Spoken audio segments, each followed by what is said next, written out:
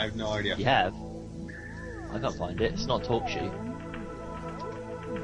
I think Lenny's just singing along with the song. I don't think he was asking. I don't think he was answering your question.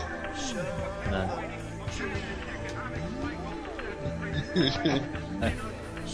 Nice. Is that the Pet Shop Boys? Excuse me, folks. We seem to have Rob Lowe on the line with us today.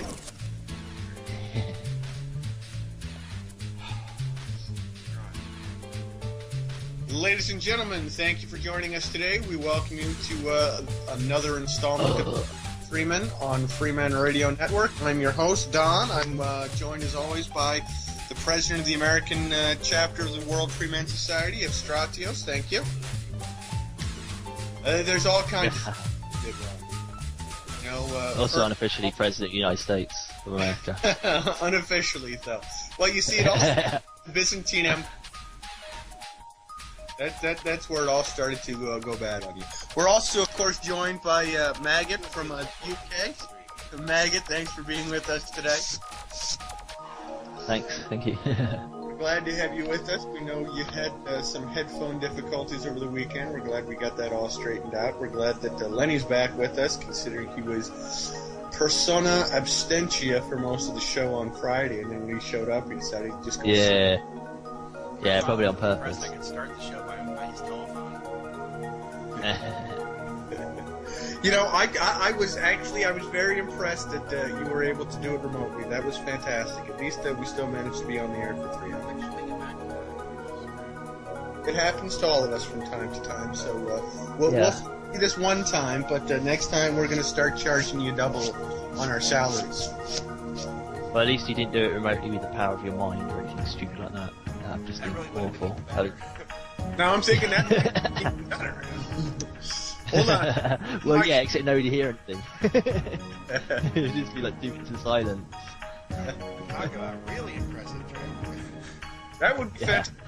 You know, that might launch Rate. at the top of the internet radio platform. You get on coast to coast that way. Correct. Coast to coast. Yeah, you could be like world's first psychic reader or something on coast to coast. You know, just like psychically transmit the whole show to him, and you could get to Art Bell Full for that, I think. Sure. Why not? Just type away the messages. Yeah. Well, you know, we can fix that. I've got a lot of people who are chasing me down to get me involved in a lodge. You want me to send them your way? No, I was already. You were. Wow. Yeah, a family friend asked me 3 times, called me over the house, and as he was obviously asking me so somebody around the corner could hear this, he told me no in gestures. Clearly the answer was no. So I guess the real question is, why did he continue to be part of that lodge? I don't know. He was forced to ask me. Well, you know, it's like Jehovah's Witnesses are forced to constantly go around and try to recruit new members. He made it really clear in like gestures, whatever. Now you see, everyone that I've had who's tried to recruit me into a lodge has always been about how great it is and how fantastic it is and how wonderful. And when I ask them questions that try to penetrate into the substance of why they're asking me, their response is all, well, you know, we just do humanitarian acts, we do things for people in the community, but mostly it's just a chance for us all to get together and meet and then go ahead and have a big, huge eating and drinking festival. Naked? Well, naked? No one ever said naked, and I haven't asked. Damn it. That'd sort of put you off your lunch. Right, exactly. I'm sitting around in a room with a bunch of other naked guys. Well, yeah, especially when they're like about 60 years old. Right? You know what? Don't give me any hot dogs. Thank you very much. I'll Not even lukewarm dogs. I only want to eat things that I can pierce with a fork. That way, if it screams, I know I'm in trouble. Yeah, you got to pierce it first before you go there. Exactly. Well, there were a lot of things that happened over the course of this weekend, from the end of Friday up until Monday, and I want to get to some of them. First and foremost, I know the one that's most important and pertinent on everyone's mind today is that there is a new Facebook program that you can apply to and become a part and fan of that states that Lady Gaga is not a man. Alright. And I know how much all of us are huge Lady Gaga fans, and I think it's imperative that we take the time and go onto Facebook and join this group. So her showing her pussy on telephone video didn't help anybody then. I didn't even realize. Yeah. I've seen like tiny. I've seen the censored version, but it's just like slightly pixelated. And they even make a joke of it on the video. Really? So that should shut up the rumours that she's really a man. Yeah. She gets It's right near the beginning, I think. She gets sent to a lesbian prison. They take all her clothes off, and she climbs up against the walls of the cell, and you just you can tell it's not a man. I figure hermaphrodites can talk in a way that we can't. So you never. It still could be. I think it's a lot of her homosexual fan clubs feels guilty about having an interest in her, so she's got to be a man. Well, that may be. Yeah. That's maybe it's a ratings booster as well. I mean, like Michelle Obama tried. Those stupid doctor photos. Right. Sure. The only thing that I have good to say about Michelle Obama really is that she constantly is protecting the Second Amendment and the right to bear arms. Of course. Similar to that, we have a special announcement. Robert Bernard has become a police officer today. All right! Woohoo! Which means soon we're going to be passing around the coin and, along with that's I do actually have a link to the actual telephone video. I think there was only one place you can get hold of it, and that was through Mystic Politics, the website. It'll take me a while to find it, but that was the only place I could find it, because it's been taken off YouTube. It's been banned and censored here, there, and everywhere, and probably cut to shreds. So I'll post the link when I get it.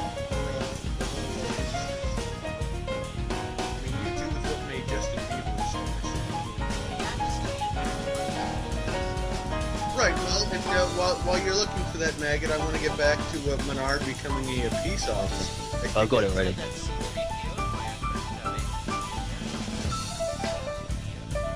A2PO? Right, well, it just doesn't have that same Star Wars attachment. Besides... He made a public oath to preserve and maintain peace. That was accepted by those in attendance. And then they offered consideration, denied, and he accepted. That's by donation.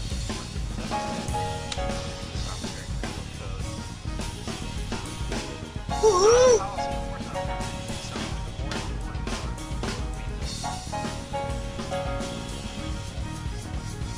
Well, and I think that's probably one of the most powerful things we need to spend our time here in America working on not only getting people and citizens to understand, but also getting the establishment to accept the reality of it.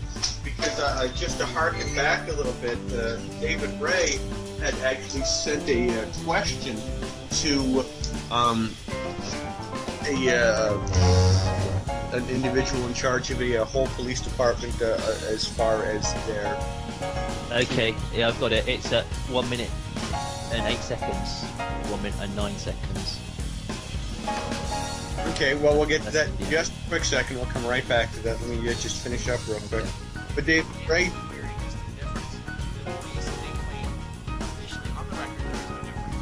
Yeah, they had claimed... Right, yeah, definitely. It was just real short, real quick, real to the point, and then quickly dismissed, and then had an attachment at the end of it that said that all of that was confidential information, and you couldn't be shared or exchanged with anyone else. Because they're embarrassed to be lying in this way. Well, sure, exactly. So that's fantastic, that Menard has become a peace officer. Hopefully we can get David Ray on the line here today. If not, we can get some links back to some of his stuff. But let me get back to Maggot real quick and this wonderful, wonderful story about Lady Gaga and the industry out there. Why don't you share with our listeners out there what that link is if you haven't? Oh, didn't you get it? I posted it. I thought you were going to Sorry. time it out or something. I'm sorry. If you go to mysticpolitics.com... No, I'll make a tiny URL. Yeah, Okay. it's quite long. We'll make a tiny URL for everyone out there who's listening so that they can check it out when they can. And I'm such a huge Lady Gaga fan. I'm all for every Freemason-inspired, Illuminati-backed artist out there that is completely... Yeah. It's 7 letters. You go to tinyurl.com. 2AOJK48.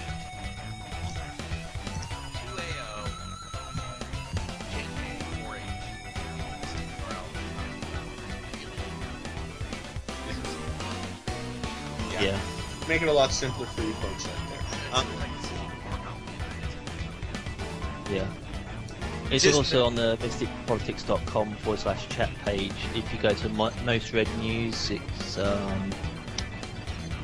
hidden meaning of Lady Gaga's telephone. You click on that.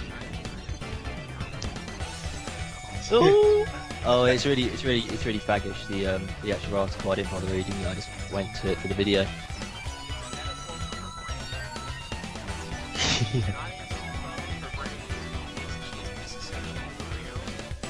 Yeah. Now that's a warm-hearted message for children. Definitely. Completely. In relation to that, for anyone who wants more information, you can also go onto YouTube and check out the Industry Exposed, or check out Lenin. Except they misspell stuff constantly. Well, I have a tendency to believe English is not the first language of these individuals, but they do a good job. That would really be humiliating. I mean, imagine Robert Menard put up videos and misspelled stuff. You're like, they misspelled word sounds in the Industry Exposed at one point. Well, they See, are. Yeah, I didn't see. And I actually made fun of this and I got kicked off their board. And they have a tendency to misspell their. Oh, yes, the there, your, and your. Yeah, exactly. Right, and so there is a tendency that makes you go, well, maybe wait a minute. But if you actually watch the substance of the videos, they're really good and they do a great job. They are good. It's like, they make it out like you're superior to the antagonists because they're basic. Right.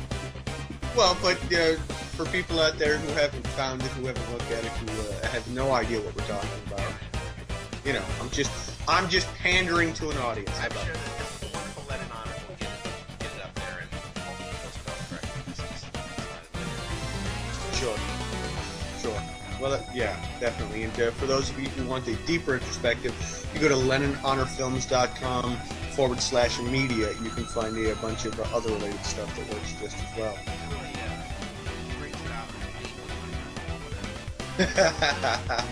The American language. Right, exactly. I respect that. You know, the more I watch his videos, the more and more respect I have for his intelligence. Michael Jackson one. I've watched the Disney one. I've watched the Nature of Evil one. That's all about Rihanna's umbrella. And I've watched most, but not all, of the Borg Agenda. You watched the whole thing. I've watched a bit of it, a few minutes of it. He flips it all on you like he's flipping over all the cards and suddenly it's the Umbrella Man and then it becomes the Hollies, the Beatles, and then supercalifragilisticexpialidocious. Oh, see, for real adepts there, you get the Workings of Evil Revisited, which is all music. It's just really great, XTC. And he shows you how it's been a theme in our culture for many, many years, this umbrella thing. The other 3 videos are very serious, but the last one blows it up in your face, which is really something. Supercalifragilistic. Well, she has an umbrella. And it's a magical spell. Ah. Is that why they include the part where she says it backwards? Well, not just that, but it makes it rain after she does it. It becomes a really nasty thunderstorm. Wow, I'm gonna have to go ahead and rewatch it. It seems like you could be making fun of it, but then she's dead serious, and he has a... Wow, you know, go Disney, right? Yeah, I mean, when you're looking for child molestation and... Woo! Yeah, they really have a handle on that that no one else does. I found something this weekend that I wanted to share with you guys. Speaking of news and old things that people just accept as, whatever, and gloss over it. There was a TV show that was on in the late 80s, early 90s.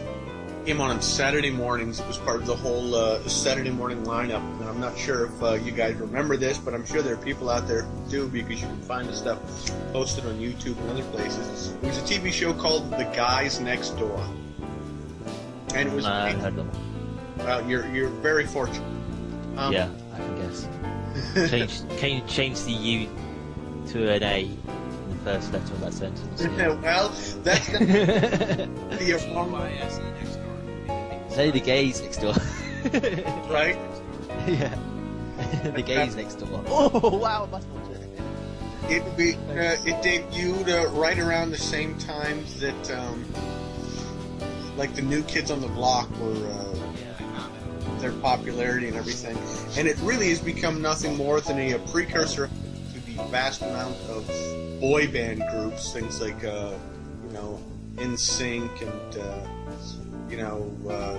let's see, who else is out there? Boys. When I was, you have to realize at the time I was probably about 13, 14 years old.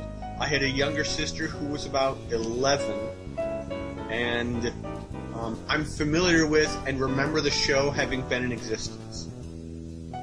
So I decided to do a quick YouTube search just to see if anyone else out there even remembered the existence of the show. And not only did I find episodes, but I also found all kinds of stuff. Now, I happened to sit and watch the opening theme credits and realized that in one scene, and this is before Jay-Z, this is before Lady Gaga, this is before Beyonce, this is before the Rockefeller, this is before anything else. At one point, one of the quote-unquote guys next door throws his hands up and does the pyramid symbol and holds it out in front of the entire audience.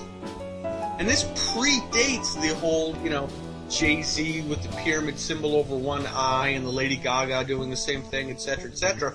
And it's when you start noticing how subliminally it is put into every single thing that is available out there in the mainstream media, you just start getting sickened by it.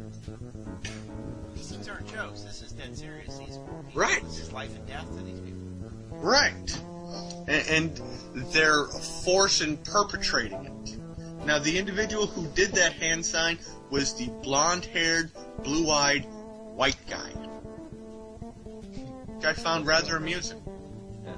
Because there was a black guy, an Italian guy, a red-haired guy. In a pizza place? Might have been. You never know. You never know. But so I came across that this weekend, and I found that to be just disturbing, because of course at the time when it was first on, there wasn't all of this information available out there to let people know, at least in the accessibility level that it is now, for people to be able to understand what it was that was being perpetrated upon. So, right, exactly. Maggot has just posted a link that says Lady Gaga has posted a new bulletin that says win free tickets to the Monster Ball from blah, blah, blah, blah, blah, blah. Yeah. The Monster Ball. I mean, does anyone else find it something really disturbing that an individual, Lady Gaga, who came from absolutely nowhere, no one knows who she was until all of a sudden she was a huge superstar success. It's not like she worked her way up to the music industry. She was just all of a sudden thrown on top of us as being the greatest star in the entire world. Tells her fans that she wants them to be monsters. And she throws a monster's ball. Doesn't that seem just basic statement for the most uninformed person? Well, it ties to that awful movie, right? Monster Ball. Yeah, I was So- thinking. So I wouldn't know. Very lame, unwatchable movie. Isn't that the one where Halle Berry's topless stuff? Yeah. Well, I mean, I couldn't get Made back in to that 2001. far. I mean, if you watch was, I couldn't care less, and I couldn't get that far. And Oh, I've just seen clips. That's the only reason I know. It's just clips. Is she really big in America then? I just thought she was like slightly big. irrelevant to me. I can't get that far. Fair I'm enough. very sick. I haven't watched it, so I can't make any comments. I mean, I could, but it'd be probably only as valid as any of my other comments. So, but yeah, we've there actually were a number of different things that happened over the course of this weekend that I thought we Yeah, I was thinking that, mate. talk about. I've got a couple of news stories here that I want to share with you guys and get your opinions on. I really mentioned Lady Gaga to be a joke, but apparently it turned into something that was worth talking about. No, Wow. it's a joke. It's a joke, right? Well, of course it should be. As well it should If be. anyone really presents that to you, I think you should hit him in the face. I can't imagine anyone who would actually have that sort of music and force you to listen to it. There is a direct link to Halle Berry's sex scene in Monster Ball, though. It'd be the kind of record I'd break in half. It'd be the kind of CD that if I were breaking into somebody's car and stealing their CD player, I would take the time to remove from their CD. Oh yeah. Watch it now, just checking out sex scene. Imagine anyone I know listening. Well, apparently I hang out with or am friends with a bunch of really, really bizarre women, of course. You know, it helps that I hang out with an awful lot of strippers and porn stars, so you can never really take into consideration their music. Well, you're missing out, man. And these are some of the greatest people in the world. No, I am able to sing This Is Me, though. I'm bad as Canada. would you do that for us right now? No, I just do it before the show starts. Tune in next week, ladies and gentlemen, to hear Stratio singing our theme song, backed This up Is by Me, Maggot. I'm bad as Can. I don't know what that is. It's great. Yeah, I got it. Woohoo! Eh.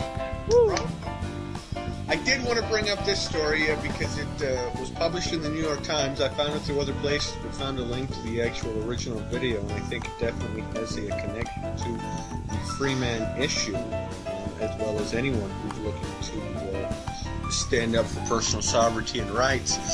More American expatriates give up citizenship. Amid frustration, taxation, and banking problems, small but growing numbers of overseas Americans are taking the weighty step of renouncing their citizenship. Quote, what we have seen is a substantial change in mentality among the overseas community in the past 2 years, said Jackie Bunyan, Director of American Citizens Abroad, an advocacy group based in Geneva. Quote, before, no one would dare mention to other Americans that they were even thinking of renouncing their U.S. nationality. Now, it's an openly discussed issue. Apparently, there were 235 renunciations in 2008 and 743 in 2009. References why is, quote, I loved my time in the Marines and the U.S. is still a great country, but having lived here 20 years and having to pay and file while seeing other countries' nationals not having to do that, I just think it's grossly unfair. It's taxation without representation. It seems the new anti-terrorist rules are having unintended effects, Daniel Flynn, who lives in Belgium, wrote in a letter quoted by the Americans Abroad Congress. Quote, I was born in San Francisco in 1939, served my country as an Army officer from 1961 to 1963, have been paying U.S. income taxes for 57 years, since 1952, have continually maintained federal voting residence, and hold an American passport. Still, he wrote, quote, they said that the new anti-terrorism rules required them to close our account because of our address outside the United States. Well, Kathleen Rittenhouse, who lives in Canada, our wonderful neighbors to the north, wrote that until she encountered a similar problem. Quote, I did not know that the Patriot Act placed me in the same category as terrorists, arm dealers, and money launderers. Those are the same classes. They don't go there. Right, exactly. Well, you're not in the same class with them. They're in a super class, and you're the terrorist. well, no, it puts you in the same class as those for whom they're looking for. Yes, the suspect. You're the suspect.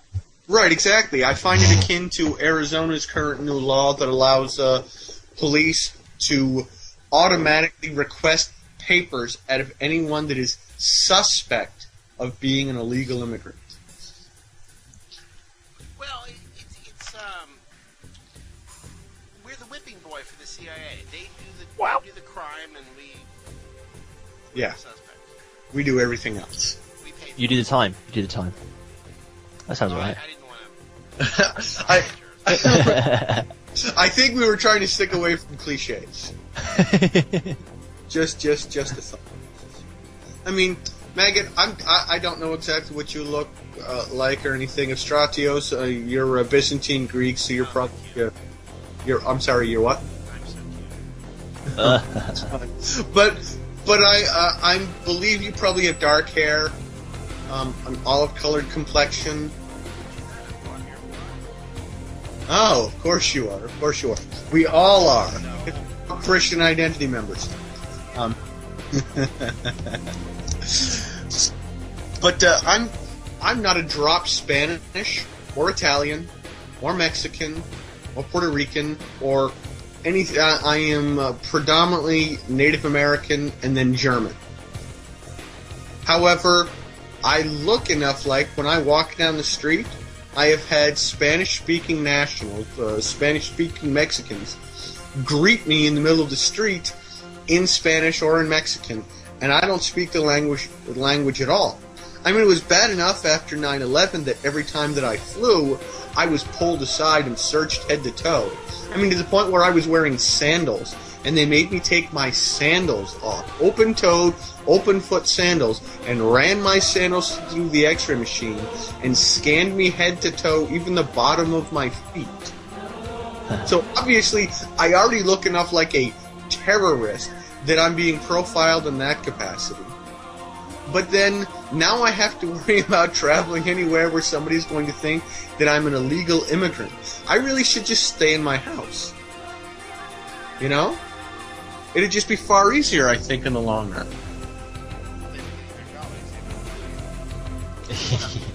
If any of them were cute, I might have accepted it too, but, you know, that just wasn't happening.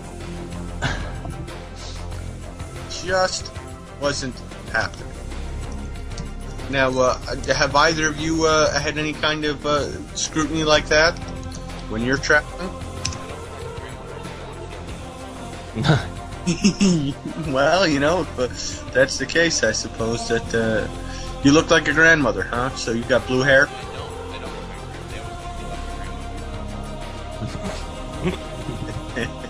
Right. That's your grandma, yeah. Because no one's going to bring in any kind of terrorist activity except for grandmothers.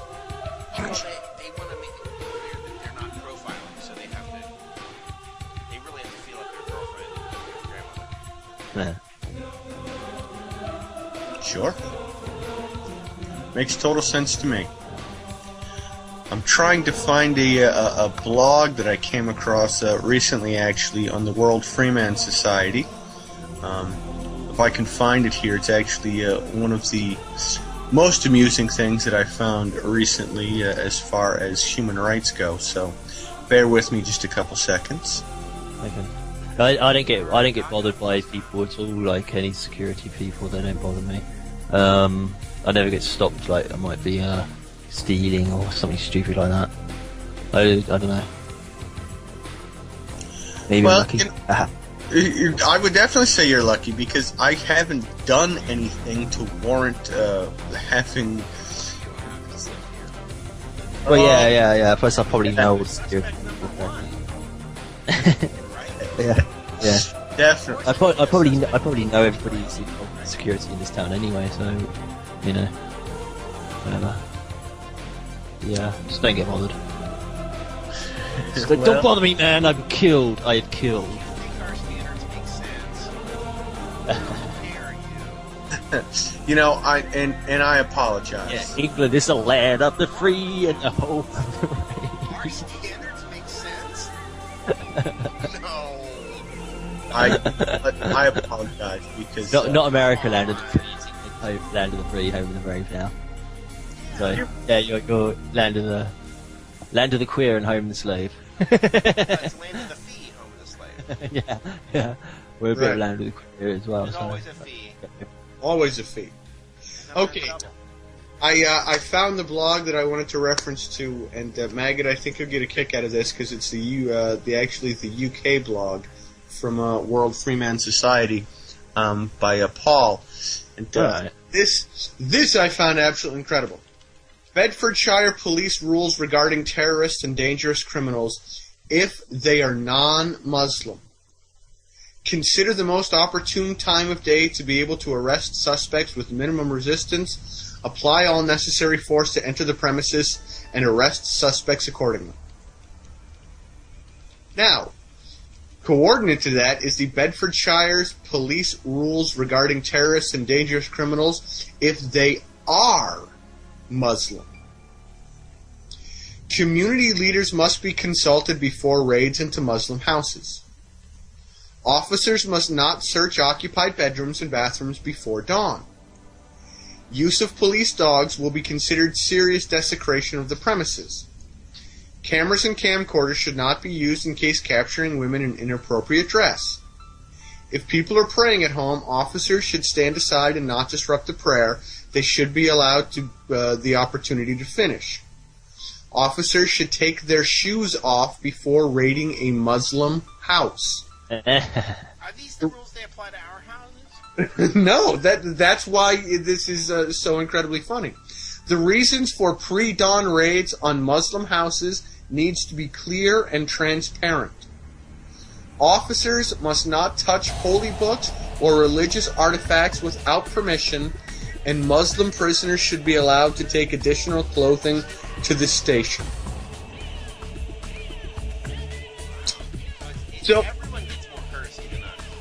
So I'm guessing now's a great time to move to the UK and convert to Islam. Yeah. Right? Put steel tax on the floor. Well, that's why I said move to the UK and convert to Islam. I wasn't you can have steel tax on the floor as well for added fun. But this is entirely what's online with how screwed up the whole system's become there. You know? No, I'm just glad to know that it's still the same screw you in America. I thought for sure that we didn't have standards like that. I was right. So. Unless you're Jewish. Yeah, okay. I'm sorry. Yeah. If you commit treason, you go to button. So you don't. Everyone gets punished for treason except for, Jonathan Pollard. Right. Exactly. Jonathan Porritt, as they say. Pollard, okay. He's above all of our laws. Oh. What does he do? Just much like all of Congress. And he's there with Madoff, so I assume that Butler must really on the inside be a spa of some sort. You would figure, right? I mean, if Madoff and Jonathan Pollard are there, it must be a spa. Yeah, There's because only 2 prisoners they got there. So it's obviously it probably beats Camp David, Camp King David. right. Yeah. So Probably just a random, a stupid American question. If they're the only 2 prisoners there, who's the catcher and who's the pitcher? I don't think in that kind of circumstance it really applies because they're both in special class above. Gotcha. We're not allowed to really know. In which case, they've both been catchers and pitchers at different points in their existence and rise to the top. That makes sense. Okay, fair enough. Not really a prison. Well, most things aren't really in prison, except for all the rest of us out there. We live in prison. Yeah, the wonderfully controlled world out there. Well, and but yeah, it's it seems almost better these days to be either a member of the elite or to be a Muslim, depending on the reason.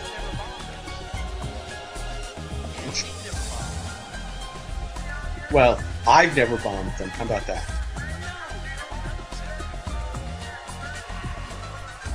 You know what fascinated my wife this weekend? I've been reading this book called Ultimate Sacrifice, and it's all about the JFK assassination. It's actually fairly well documented and rather intriguing, but it brings to light a number of things, such as we've been involved with the politics in Iraq and the Middle East and everything since the 1950s. And I would imagine there's a gross amount of the populace out there that has been deluded into believing that we went into free people that have no concept or realization that we've been controlling the political structure over there for the last, 50 plus years at this point. Who, the people that don't get it, or who's been controlling or influencing the politics over there? Where do you say that we went? Iraq. Oh, yes. Iraq. Yep. Iraq, yeah, Iraq. Sure. Yeah. But none of that information comes to light that when you turn on Fox News or CNN or... Propaganda. Sure. Of course not. Why would they? But, of course, in a conversation with my wife this weekend, who has only ever been raised to believe the propaganda lies that are foisted onto us out there, telling her that was a rather mind-blowing experience to realize that we've been screwing around with these people for that incredibly long. And I think understanding that is what gives us the opportunity to realize just how basic it is. Well, sure. Well, it's even more irresponsible to foist onto people that it isn't happening. No, they have to know. I'm sorry you've been so irresponsible this long, but it's not our fault. Well, If you don't know by now, this is 2010. No! Isn't it? Right? Yeah, it is. So, Almost halfway through it. it is important to realize. I mean, it's like the world is flat. That'd be a long time to be out of. well, but you have to remember, too, is that just because we have an advancement of intelligence and information that's able to be presented out there, that doesn't necessarily mean that the people that are Lady Gaga fans are paying attention to anything other than the latest Lady Gaga post about being able to win free tickets. I got some amazing youths. Well, but I know people that are very intelligent, talented musicians who are do great community service work, well-read, well-rounded. They're not well-rounded. They don't know the basic facts of reality. Well, I didn't say that they were well-informed. I just said that they were well-rounded in that they had the capacity of being able to read and understand a variety of different issues, but they're still the same people who are all hyped up on going to Lady Gaga concerts and Madonna concerts and Black Eyed Peas concerts. And I hate Black Eyed Peas. They're shit. no, these people are, in their 30s. No. Oh, yeah. Well, bring them on the show. I'll fix them. Yeah. Therapy. Not just 30s, still 40s as well. You Yeah, plug I know. them to the wall, and I'll talk to them. Excellent. I will be more than happy to do that. I will do everything that I can. I'll show you how you need to fray the electric cords in a certain way. I'll show you how that. I have a diagram. Cool. And then Cool. you hook it up, and then you get the grease and put it on the side of the cheese. We'll fix that. Rock and roll. Sounds good. Sounds good. And I do have a confession to make, and I'm going to make it right now on this show, and you can all laugh at me and ridicule me as much as you want. I'll be okay. Lady Gaga concert. Yeah. Any more talk about Lady Gaga for the next half hour? I had sex with Lady Gaga. I'm sorry, ladies and gentlemen, it happened. I said, she does have a penis. She also has other things that were a little frightening. I was really drunk and under a mind control.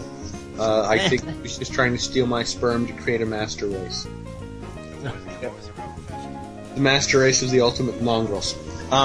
No, the real confession is that The sperm must be out your ass then from somebody else.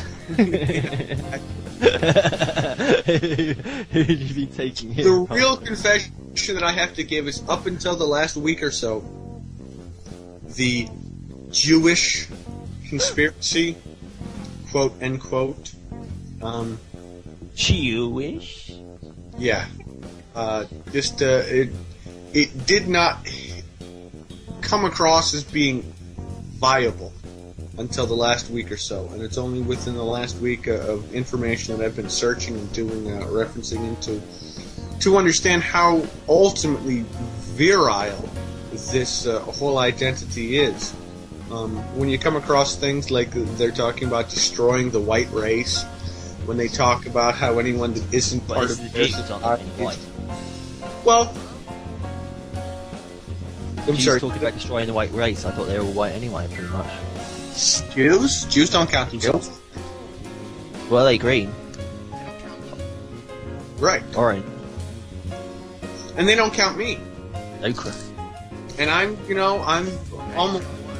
almost more European than I am Native American, but they still don't count me. Sure. But no, my confession is that I did not believe and actually took offense to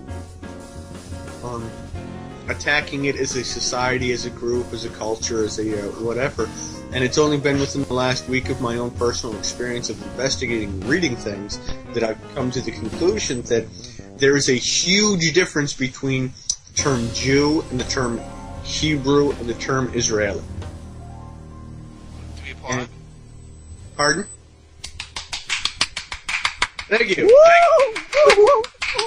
I have been enlightened. I've seen a lot, ladies and gentlemen. Into the mountaintop, yeah. Right, exactly. Something like that. Holy Moses! I was confused on what the reaction was. Something like that. I hope it wasn't the wrong one. No, that. I was thinking that it's three words, so yeah, you would have a few different meanings. If you like, you could announce it again and we could react differently if you want. I finally discovered that there's an actual existence of a Jewish conspiracy and that it is being perpetrated and it is completely different from the terms Hebrew and Israeli.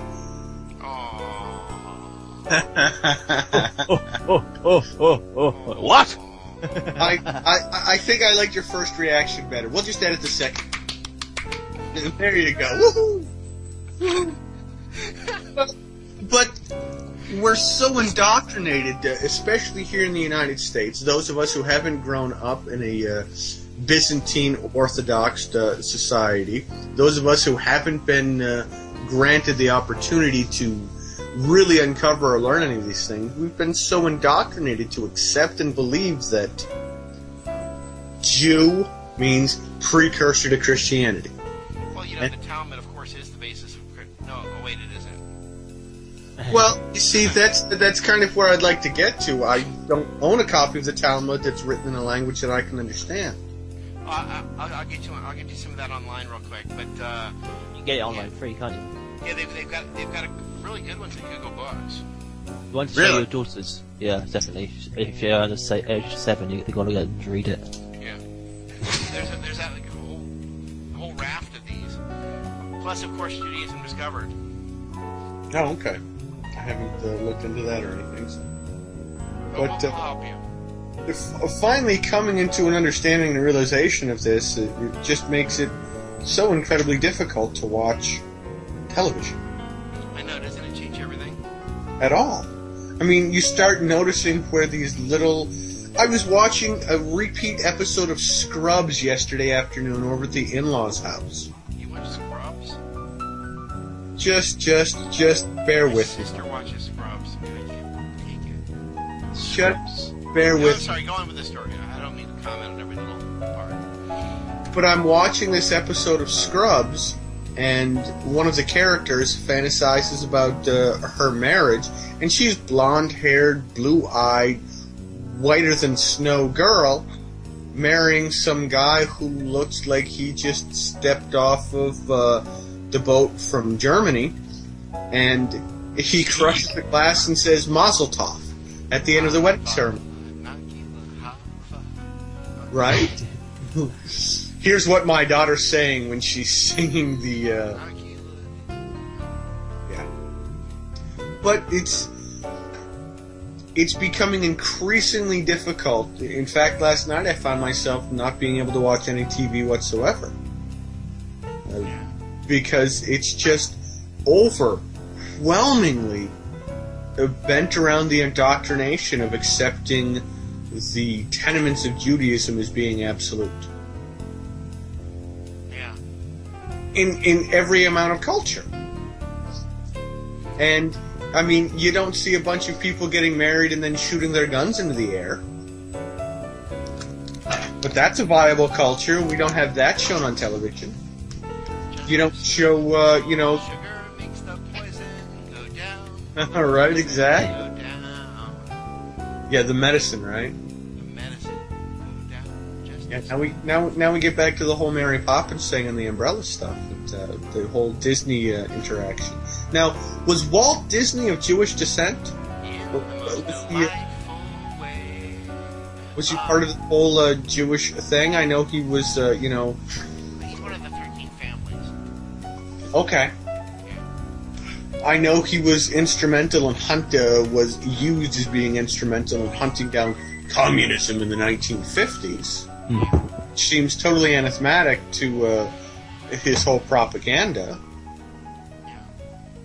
But and if that's the case, I'm just a little confused as to how he can be one and the other all at once. Because it's all lies. Every Kind of part like it's Democrats currently working to create regulation on derivatives in the economic markets. The When horses are out of the barn is burned down, the place is at shambles, and now we're going to regulate. Well, it's just like the Democrats under Clinton in the 1990s approved and sanctioned the use of derivatives, and now they're being used as the ones to scream that derivatives are bad. They're saving us. Oh, they're saving us. They were outlawed right around the time of the Civil War, too. This is not a new issue.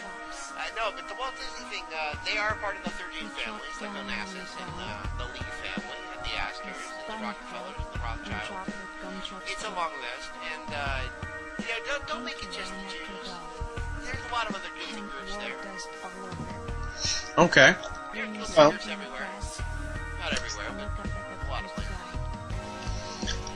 But for the most part, working in conjunction with Jewish-backed interests.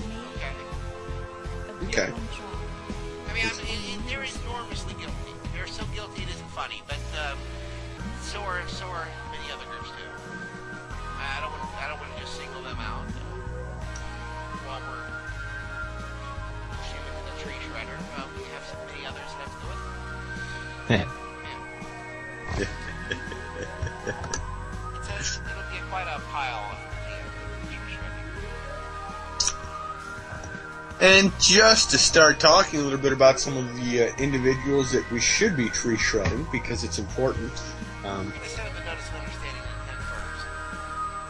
Right. Just, a We're small... not rushing to the tree shredder, but it's an eventual process. If we can get our rights back now, then we don't need the tree shredder. Well, and I think that's the whole principle of the World Freeman Society movement, is to work towards the reclamation of our sovereignty, our ability to exist irrespective of But that. that only works as long as they follow their own rules. Well, right, and that's taking a huge amount for granted, is that they'll actually follow some of the rules, and I think they've been proven time and again that they don't. Oh, I thought of something. There's a guy that I met from Barbados who had never heard of this Freeman stuff from the Menard perspective. He's spot on. He had to do this to save his own life there in Barbados. If you're going to live in some of these less than populated areas, you have to know this stuff. And he was amazed to find the Menard stuff, but he had been using it his whole life in Barbados to save his life all the time. To get him out of various scrapes and stuff with the local semi-government they have there. Is it Lenny's that he asked? What? So, There's a squeaking noise in the background. Don't know who's doing it. I don't think it is. it only pops on when you're on, so. I do hear that. I think that's on your end, but I do hear it. Well, I'm trying to keep everything under control and under wraps on my end, so But I'm we'll, just amazed to find other people doing this successfully, because I've seen so many movements that didn't do this successfully, but I found a guy that, boy, this guy's spot on. I'm not bringing him on. He's called the Caribbean Critic, but he's really great. He's English, sort of. He must be from England originally, but he's from Barbados. And, I was just shocked to see another guy doing this really well. I mean, I learned a lot just having to lay it all out for me. without any connection or to a Menard or anything else. Well, that's awesome. Oh, and he's thrilled to come on. He's going to come on in the next couple days. Well, that's fantastic. We definitely look forward to talking to him. I would be interested to hear how he came across it and everything else, and how he has used it to work in his own situation. I mean, at least here in America, I think we have a tendency to believe that our rules and structures are already set to be the best that they are in the entire world, and I vocalize that based upon multiple conversations with all kinds of people who have said either that, well, this is the greatest country in the world, no matter where you go, you're not going to find anything better. Even with all the problems we have, it's still the greatest country in the world. Or people who yell and scream at you that all you're doing is trying to find loopholes in the law, or just this huge grouping of society that I deal with. That Everything. And it's demonstrably false. And that we were in the Commonwealth, no less. It just makes you hang your head down. well, yeah, exactly, completely. I have these welts. Do you? On your forehead? I'm sorry. I get a lot of bangs on my head. You know, if you put a pillow down on top of it first, you could still bang your head and still get that effect without having to incur the welts. It's so sad. Ladies and gentlemen, we here on American Freeman definitely support masochism as a way to truth. Support the Welts. Support the welts. We haven't had a call Save back. the whales.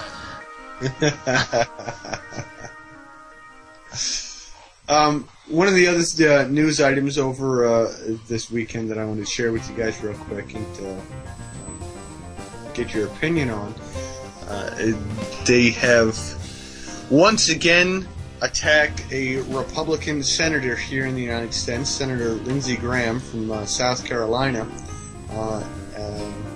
The Alley Pack, which I'm assuming is a member of, because I don't have any breakdown of what it is. Is he a Republican or a Democrat?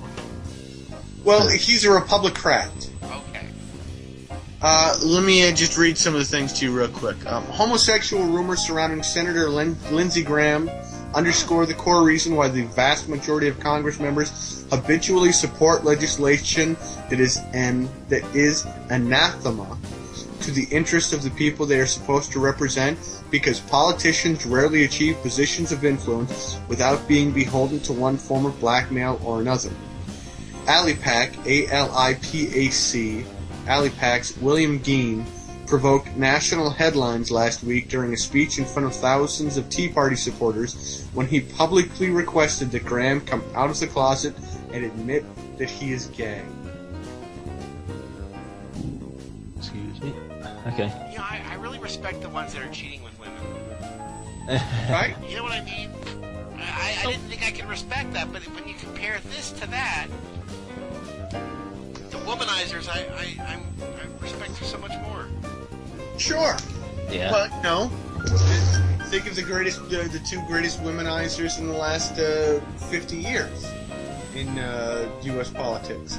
That would be JFK, arguably the last real president of the United States, and Bill Clinton, arguably the worst Democratic president of the United States.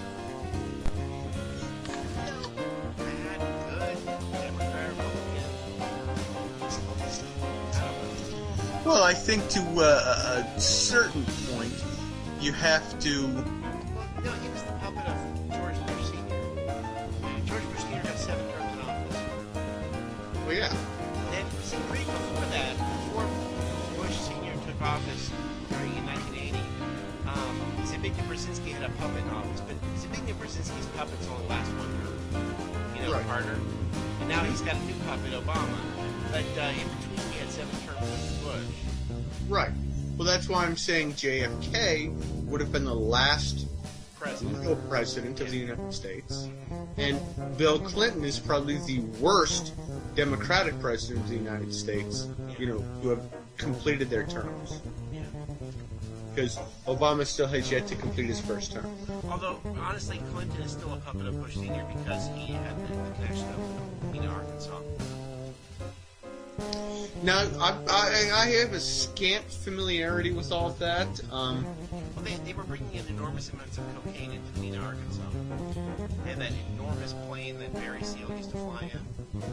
Who, the CIA or? No, it was coming out of the White House. The CIA also brings in coke and heroin. But this was special. This was Alvin North. Oh yeah.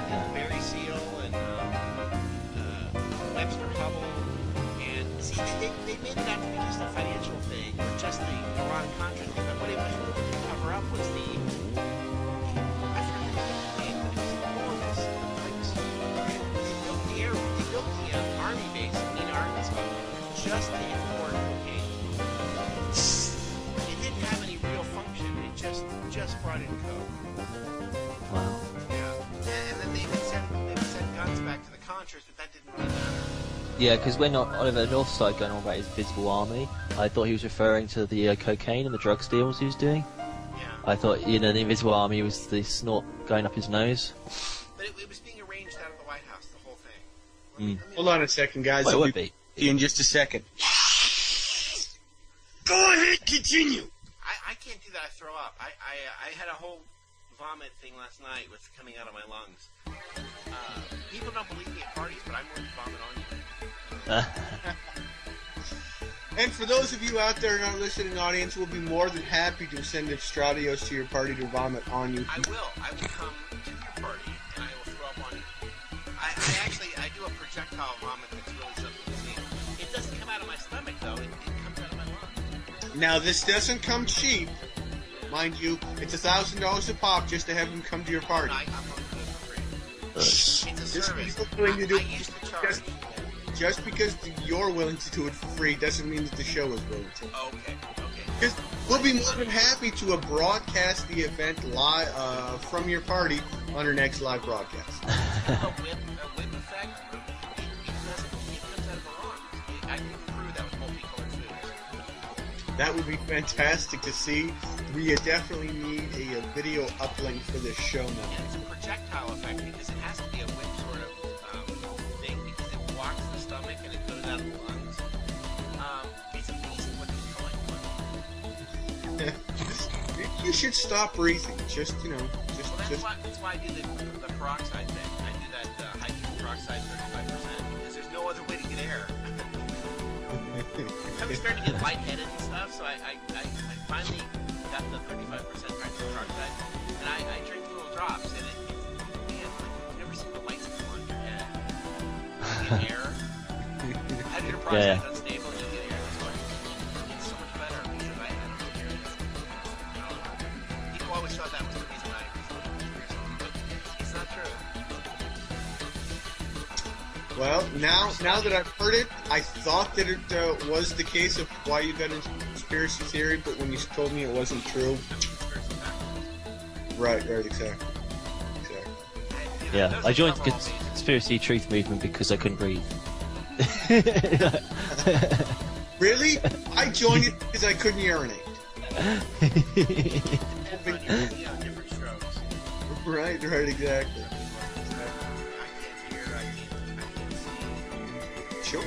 Sure. So we're all joined by a common level of disability. I wasn't talking about myself then, I was paraphrasing him. Speaking of the global element, I did want to share this with you guys too. Once again, this vast group of things that happened over the weekend here. U.S. prepares to push for global capital rules. Financial Times of London. The U.S. was preparing to pivot from domestic regulatory reform to a push for tough new international capital regime. Their own words. After the weekend's G20 and International Monetary Fund meetings glossed over differences between leading economies. So, we're now sitting at a point where, under Tim Geithner, the U.S. Treasury Secretary. Pardon? Mario Draghi, chairman of the Financial Stability Board? Yes, sir. Yeah. Draghi. Is that a common name? Not one that I'm familiar with. Right, Draghi. Not really sure. But, yeah, Tim Geithner, U.S. Treasury Secretary, former employee of... Yep, there you go. Bing, bing, bing, bing, bing, bing, bing. As well as being influential in a couple other Wall Street firms. Met with Mario Draghi, who's the chairman of the Financial Stability Board, on Sunday to discuss the contours of a system that would decide the safety and profitability of banks for decades to come, and could eclipse the arguments over bank taxes and regulations. So not only did they discuss the profitability of banks, not the profitability of a country or an economy or a commerce element or anything else. It was purely banks under the auspices of bankers for the purpose of deregulating capital rules imposed at a national level in favor of imposing them on a global level. What's most important is that bankers feel comfortable. Well, sure. They're so much more important than us. Yeah, that's priority. I mean, did you guys see any of this, the Goldman Sachs emails that were released over the weekend? No. I mean, they had... Well, in reference to housing bubble and everything, they make mention that, well, we lost some money, but then we made more money than we lost because of and it's not over yet. It's not? News just gets better? Well, how can there be anything more exciting in the world of banking than losing money than making more? Well, but that's just it. That these emails date back like a year or so, but it's the indication that, okay, yeah, so we lost a little money, but on the back end, we made more money than we lost, and it's not over yet, we're still going to make more money. When you say make money, do you mean make money out of nothing? Or well, you know, profits? and anyone who has any understanding of how money actually operates realizes that anytime anyone says, I made money today, that all they really made was a debt reserve notes, or managed to make a recovery against debt reserve notes. I think the implication of the emails as they were presented was that the banks were able to incur a higher debt reserve ratio for the people out there versus what they owe. For example, when a bank owns a piece of property and sells it to you for $350,000, and then the value of that property drops to $150,000, the initial thing is that the bank lost a bunch of money, but on the back end they make it back up because you still owe them the $350,000 plus interest mortgage on the house that you bought it for. Yeah. Email exchanges Short term versus long term. Maureen Sayers. Tor comes off as a young hotshot trader who foresaw the subprime meltdown while still selling shoddy subprime-backed products so prolifically he could peddle them to widows and orphans. Well, yeah, if you take a look at the housing market here in the U.S. in the 1990s and into the early 2000s, all you basically needed to be able to do was stand upright and make an X, and they'd give you a mortgage. Dumb clown. How dare you question their motives? And if you could sign your name, you got a mortgage that was valued at 300 times what you could ever actually pay off in your lifetime. Don't you appreciate what they're giving you? Chains and irons and slavery? If I could melt them down and turn them into bullets and guns, yes, I definitely appreciate them. Don't you understand? They're giving you something. Yeah, right? Woo! Thank you for giving me slavery. Just Okay. As long as you know your place, go out. Thank you. Thank That's you. it. Don't look a gift horse in the mouth.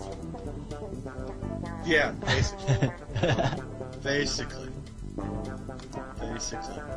But yeah, it's this whole thing just gets to be bigger and bigger and bigger and bigger and worse and worse and worse, and yet our entire reaction to it as a nation seems to be that we just need to push for more government regulation over banks. We need to push for more government regulation over things. And then you get the people out there who are saying, whoa, whoa, whoa, you're all being a bunch of idiots. And then they just lump them in with the Tea Partiers that they've hijacked, and then they vilify the Tea Partiers, and so they just become total enemies against each other and perpetuate the two-party system.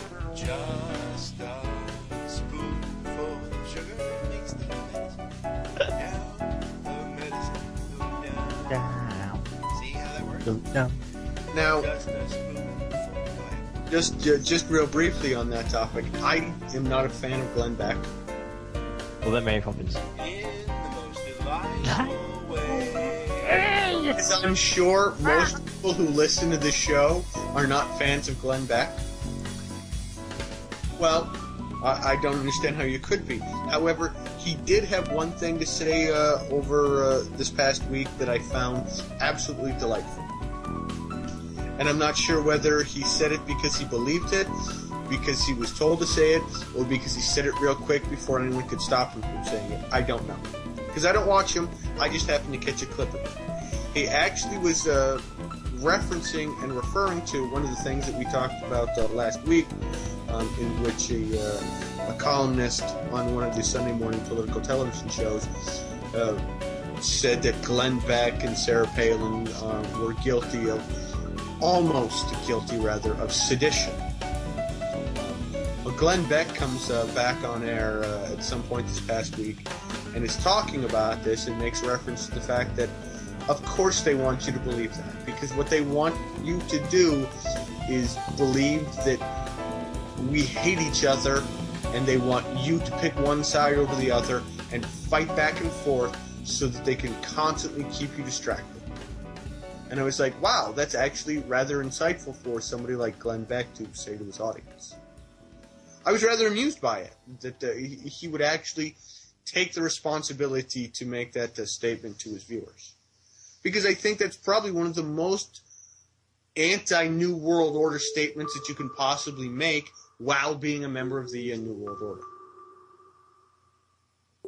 To indicate the disparity within the creation of the New World Order as a way of encouraging people to pay attention.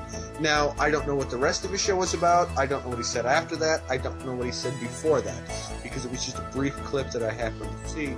But I thought, okay, good. Thank God you've actually made an admission to something. Hopefully then that galvanizes enough people to start looking outside of Fox News versus CNN. Knock on wood. Sorry, didn't mean to hit you on the head there. Apologize. So, I just found that to be a little amazing that a shill like that would actually take a stand that exposes a reality of the situation. Yeah, but they do that from time to time. Well, you figure they have to do it every once in a while just so that they maintain some semblance of credibility. Sure. They also do it because, they know that people aren't listening, sort of thing. And they're saying that, and they're like, oh, he's just saying that. They just like to throw these things in once in a while. Yeah, well, he's on at what 6 o'clock in the evening as people are watching, eating dinner in front of the television. Yeah. And again, I don't know what time during his program or during the day or whatever that he actually said that. And I didn't find it on YouTube. I actually saw this on mainstream media. It was a mainstream media program that aired that short little clip, which once again the fact. Pardon? At what point during his showgram did he say that? Yeah, I mean, he was saying basically that you have these two people playing opposite each other, so who distracts from the real issues. What they're saying. Yeah, that's the Hegelian dialectic, isn't it? Mm-hmm. But that's not really anti-NWO. That's more like stating the policies for the NWO. Where you have like one side versus the other, and then you just chuck from one side to the other. Have it all over the place in politics. Yes, we're telling you the rules of the game, and then you'll go and fall for them anyway. Ha ha ha ha! We're telling you the jack of the squid. You don't get the underground news from Fox News. Where will you get it? Well, but that's exactly what I'm saying. Is that for a show that tries to present itself as being, controversial, anti-governmental, Anti-establishment. Right, exactly. Because there is no more anti-establishment source than Rupert Murdoch and Fox News. Yeah. They'll just throw out things like that just to confuse you a bit. They're on pirate radio with offshore. That's it. Yeah. And tomorrow we'll have Alex Jones on, and later on, Alex Ansary, and then later on Jordan Maxwell. No, but we'll name drop him once in a while to make you think that I can't remember the last time he had Tex Mars on. Yeah. Oh wait, he never does. They do that though in the media. They'll name drop people, all the time. Sure. It's just to give them more credibility, and it's for the kids as well. The kids might be watching. Just a spoonful of sugar makes the medicine go down. Medicine go down. Well, I love Webster Carson's analysis of the banking crisis. They find Count Dracula sucking the blood of the American people, and instead of pulling him off and staking him through the heart with a wooden cross, they pump the blood into Count Dracula, hoping that it will go through his teeth and pump it into the victim. What a strategy. So then the blood basically goes into Count Dracula where the vampire wants it. That's right. Good. But he keeps sucking us dry. Right? Yeah, exactly. And the banks, of course, took this money on the basis that they were going to then loan it to us to stop the foreclosures, and even not loan it, but just stop the foreclosures. But did they do that? Oh no, there's still 10 cities. Sure. Foreclosures are going like mad. Well, it's Unless the you're part of idea the World Freeman Society. We help you out. When you claim that a bank is too big to fail, and so you pump money into it to keep it from failing, it's like saying that a dog is too smart to have rabies, so we just need to pump it full of a bunch more rabies to kill off the rabies that it already has. Yeah, I mean, no matter that he's biting people. No. That's not what's important. What's important is that the dog is smart enough to not do that, and you just have to make sure that you give it enough so it learns how to behave itself. You've got to keep up that standard pattern of denial. That's the standard for denial. Plausible deniability. Yeah. Well, let me get your guys' reaction to this thing, because I found somebody actually sent me information on this earlier today. Two state representatives called on Governor Pat Quinn, governor of Illinois rather, Sunday, to deploy the Illinois National Guard to safeguard Chicago streets. Chicago Democrats John Fritchie and LaShawn Ford said they want Quinn, Mayor Richard Daley, and Chicago Police Superintendent Jody Wise to allow guardsmen to patrol streets and help quell violence. Well, how dare you dissent? Right, exactly. They're Well, I understand, quelling violence. They've had like 113 murders in. They did such a good job at stopping Al Capone. Oh no, he didn't do that. Well, but I understand wanting to quell violence. They've had 113 murders in Chicago. And they thoroughly got rid of the Daley family. No, they didn't. Right, They exactly. didn't get rid of the Daley family, and they didn't stop the mafia. Yeah, because it's Richard Daley, his mayor. I see. He's stopping the violence. Right. Oh, right. Okay. Like a Charles Bronson's character. Cool. Completely. If only we could hire Mr. Rothschild and get rid of the Rothschild. Great. Yeah. Can we do that? Yeah, what did happen to John Rothschild in the end? He was He's seriously missing. Cryogenic freezing. He's right next to Walt Disney, waiting for the cure to greed and pedophilia to bring them both back. Or is that's the goal? Right. I'm sorry. They're looking for the longevity ability of greed and pedophilia. Yeah, because have sex with more children. Of course. The goal of America is to provide children for the Rothschilds to fuck. Yeah. Well, that's not necessarily Retarded true. Retarded children, they don't feel inferior. Oh, beautiful. For Yeah, spacious, that's the goal of America. for amber, untouched children. Yeah, it's a wonderful. And indigo wonderful children life. too. It's a wonderful life. Yeah, right. You Exactly. get amber and indigo children. Amber and Brandy and all the other children named after strippers. This is great. We have a wonderful Yeah. country. Cristal, like the champagne. No, like the Indigo Child program. There's no sex in the champagne room. Have I mentioned that I spend time with strippers? Yes, there is. There is? Oh yes, I don't go there. I don't know. But yes, there is. okay. So Chris Rock isn't telling us the truth then. No, I believe. it. if Chris Rock isn't getting any sex in the champagne room, maybe he's not going to the right clubs. Okay. That's all I'm saying. Maybe you got champagne in the sex room, but it wasn't champagne. that's Champagne in the sex room. primarily what it is. You don't want to spill. Yeah. Right. It was white, and it was kind of frothy. I think it was champagne. Maggot, I want to get back to something you They didn't serve it chilled though.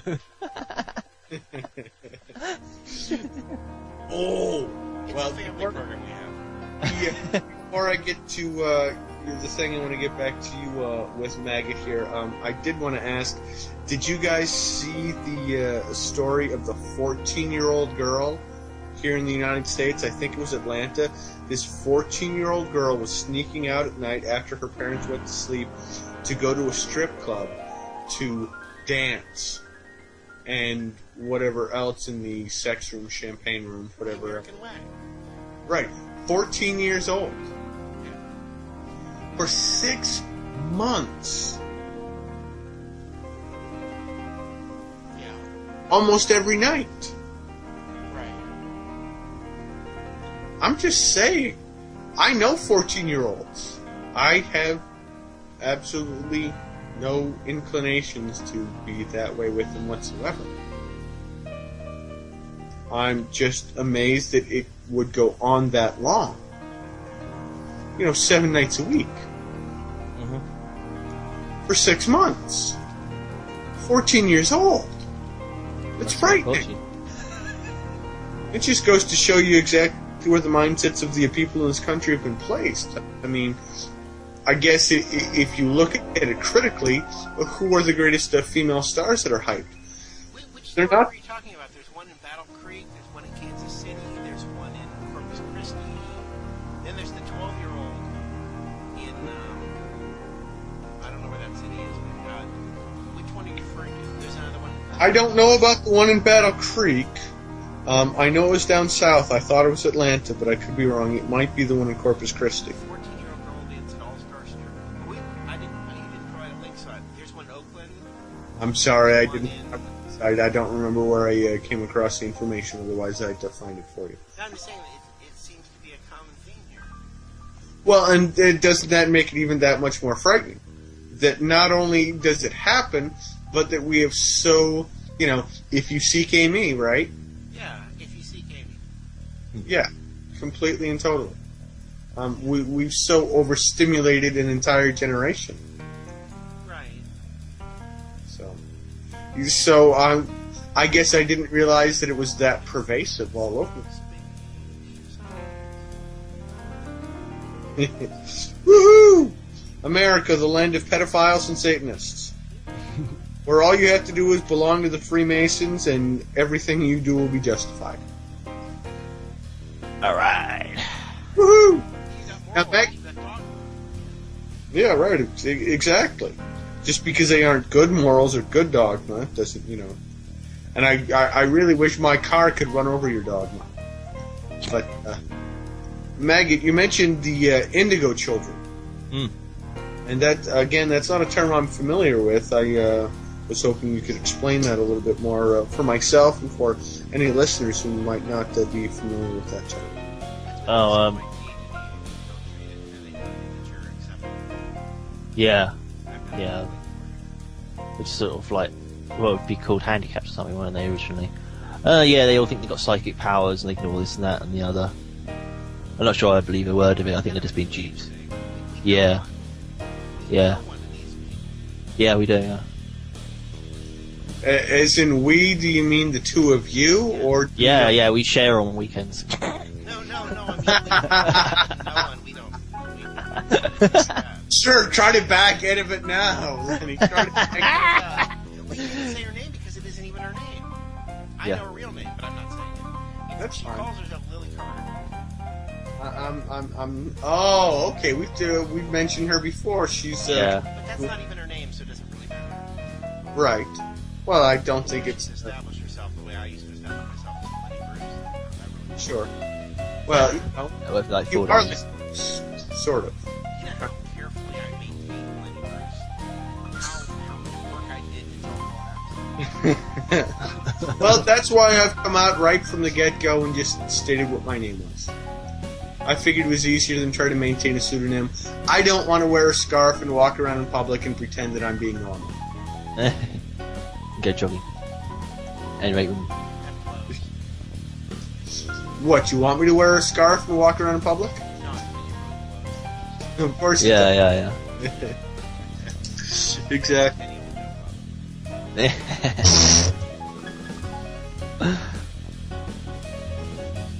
So, I guess, Indigo Children, is that because purple has a relevance to royalty? Is it because it has a relevance to something like that? Or is it, I mean... New Age concepts developed in the 1970s by Nancy Ann Tam. We lost her. Has he gone? Indigo's the 6th colour in the rainbow. I don't know if it's any help. I'm sure that's it. Yeah. Understanding your life through color. Yeah. Book by Nancy Tam. I think I can see the future or something, don't they, as well. But it's like, it's all brainwashing anyway and duping us, so I don't doubt they've actually got any real talent. Who knows? The joke about the new age is it's also any wage, because they'll accept any wage.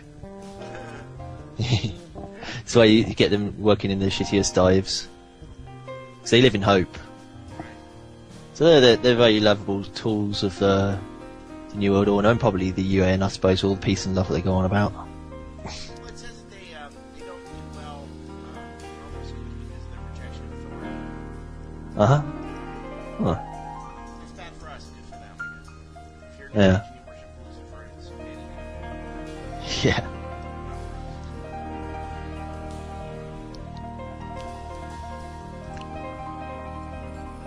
Dun, dun, dun, dun.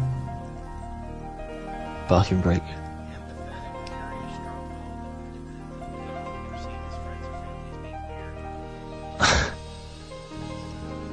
You gotta love Wikipedia. Yeah.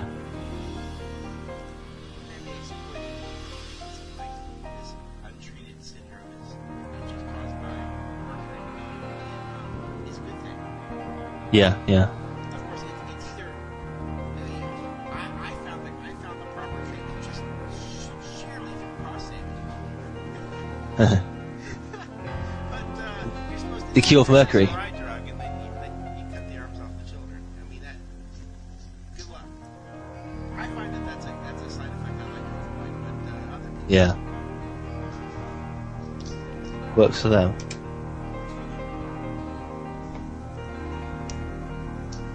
I like the children to keep their arms on.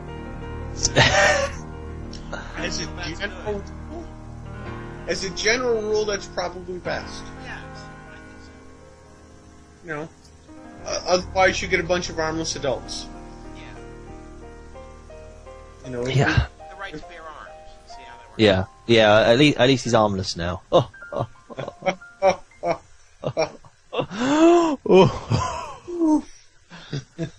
I thought he was dangerous, but he's harmless.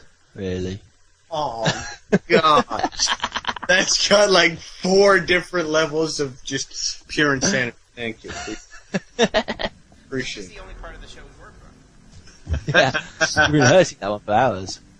You read the news articles. We work on these bad puns. You know, puns are the lowest form of humor, unless, of course, you're the one that thought of it. Yeah. Makes total and perfect sense. Good. I'm glad that I can provide for you all a sounding board to be smarter than I am.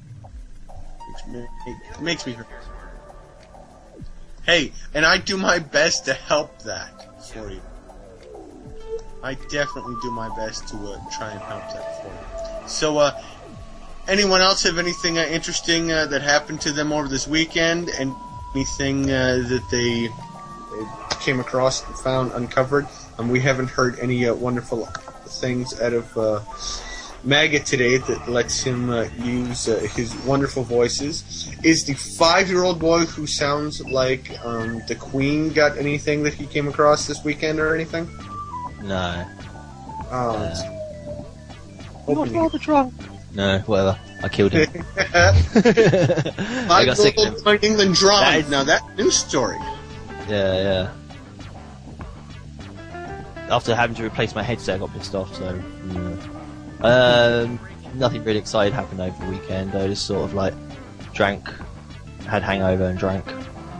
Sort of recovering. That's the best cure for a hangover. Drink more. Yeah. Yes. Wake up in the morning and start drinking before it sets in. Yep. That's exactly what I did. About 3 hours sleep. Just carried on drinking. We here at American Freeman definitely support avoiding hangovers by whatever methods necessary. Yeah, that was a funny thing because the week before I drank about 4 bottles of wine, 2 or 3 or something.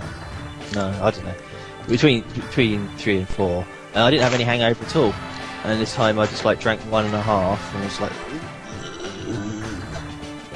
The next day I drank another bottle, and I just felt so slaughtered I didn't even bother going out. I just went to bed. And somebody kept calling me at like 4 in the morning. It was really annoying because I didn't even know my phone worked properly.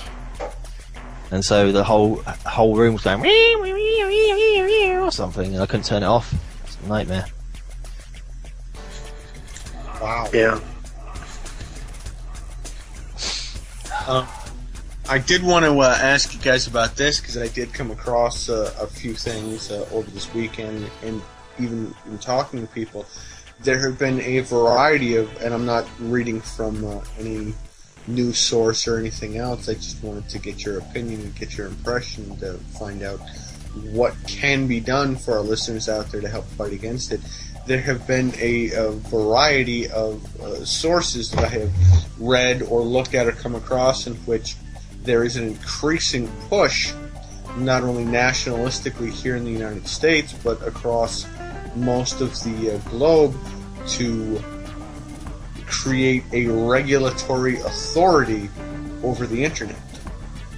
Which means programs like ours that fall within the conspiracy fall within the... It's that mysterious caller again. No! I can't fix that problem. I'm in the bathroom. Yeah, I never found out who the mysterious caller was either. Every time it's like private number or number withheld or something. Never find out who Hold it is. on. My mother will go as far as to leave a message. Hold on. Let me hit mute. That's why you don't answer calls, unknown callers or anything. I know, I don't listen to them in general anyway. If the number and name don't pop up, I don't answer the phone call. They come in. No. But there has been such an incredible push in the last 6 months to a year or so of regulating information that's available on the web in much the same manner as they regulate the information that's available through the media. So programs like Alex Jones or World Freeman Society or Radio Freeman or the Joe Blow Conspiracy Show or even we're not willing to. We don't care about that. That can be we personally don't care about that. We're not preserving that one. Okay. He hasn't even done any shows in ages. He hasn't even done any shows in ages. Not really. No. The other two Radio Freeman type shows. I'm sorry, is that Phil Spector who's with us right now? I'm in the bathroom. What do you want? Ladies and gentlemen, we have Phil Spector with us today. We're very glad to have him with us. Well, see, you won't stop referring to me. I try to sneak off to the bathroom mid-show, and you refer to me, and then there's dead silence for 5 minutes, so I have to call myself on my own iPod. He's there with his afro comb. Yeah. Right. Gotcha. But, the point that I'm trying to get at here is that there is this push to basically censor the information that's available to people through the internet. That's at internet2.edu. Yeah. Right. The more you read about that, the more sick you'll become. Well, sure. You said, where's the place to reference that? Internet2? Internet2.edu. Internet2.edu. The number 2.edu. Right. Yeah. Sure. That'll be a totally censored internet that you'll only be able to buy a third-level domain, and then it'll only be on the basis of whether they want you on or not, whether they approve what you're saying or not, and good luck with that. Now, is that going to totally replace the current internet the way that it is? Yeah, they're going to claim that hackers from China or the Philippines or wherever these pretend hackers come from have been attacking us, and to save us, we're going to have to.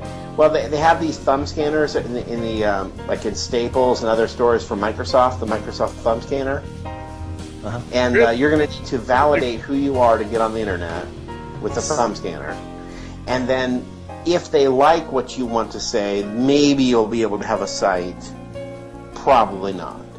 Yeah, it's sort of like Google Video or something, isn't it? Like for the whole internet.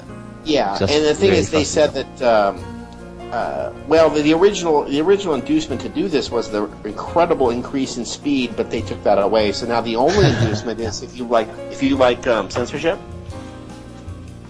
Right, if you're anti-hate speech. Yeah, they got rid of. If you really want to be approved by the government, then yeah. Yeah, because I'm sure the government will just be thrilled to let me on there and let me do whatever I want. Oh, sure. Yeah. It's very important to us that we get approved by them. Bye, everyone. We're never going to hear from us again. So, can I take this opportunity to apologize to the other two Radio Freemans who I know personally? Do that. There's Steve Otero, who runs Radio Freeman, the militia radio. I'm truly and honestly sorry that we have stolen the name of your radio show, and I don't know what to do, but I'm very sorry. And then there's Freeman Fly in Lawrence, Kansas, who I am extremely sorry. I'm a big fan of Freeman Fly, and we've inadvertently stolen the name of your radio show, too. What's it called, American Freeman? They're called Radio Freeman. So I'd like to apologize right now. On the Radio Freeman network. We're on but we stole the name of their channel, so. Oh, well, then we need to identify. I like them. I really like them, and I'm sorry. I just want to apologize now. It was a turn of the phrase that there was no way around it.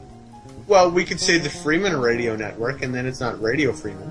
They use those too.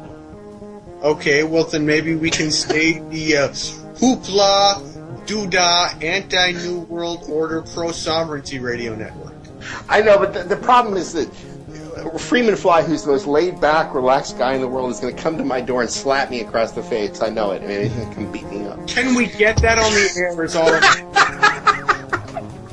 He's the nicest guy too, and he's so relaxed about everything. And then we stole his name, and wait till that happens. All I'm asking is, can we wait until we get just two listeners, and then he'll find out about us. I know. I'll tape it. He has more listeners than us right now. We call it the Maggot Radio Show. We can do that. Well, Maggot Society. The Maggot, Larvae, and Infectious Disease Radio Hour on the Hoo-Ha Booyah, Freeman, blah blah, radio network. There we go. Now we're not offending anyone except ourselves. I'm offended. Well, like I said, we're not offending anyone except ourselves, and you can That's right. It's not the first time it's happened. It won't be the last time it's happened. I'm going to send myself a notice of understanding and intent. I need 2 notaries for that. Now, to be fair, if we sent both of these parties notices of understanding and intent... No. That's only... We're not in conflict with them. We just have stolen their stuff, and we're in the wrong. Unfortunately. I'm just asking how we can fix that. That's all. I don't know how we can. We're screwed. I'm sorry. I just want to say right now, I'm sorry in advance. Yeah. I know those guys.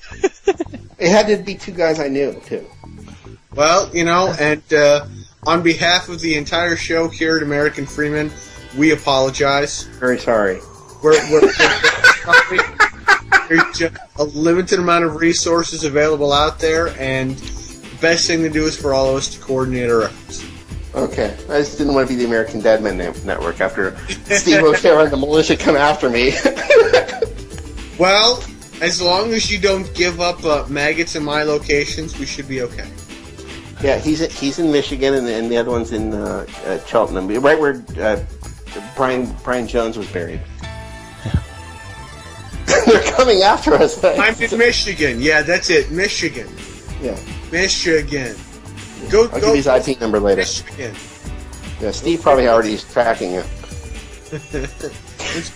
Whatever. All right, let's move on. We've apologized nicely. I'm running through like 12 different IP servers, so... If they can't accept our apology by now. Well, hopefully. They'll just have to die. Well, we're just... just in case of difficulty, issue death threats. we're just taking care of ourselves in case you pass on and don't leave your radio broadcast name to anyone else. Yeah. Yeah. Anyway, so back to my question. This whole Internet 2 system, this whole conformity system, is that going to be something that is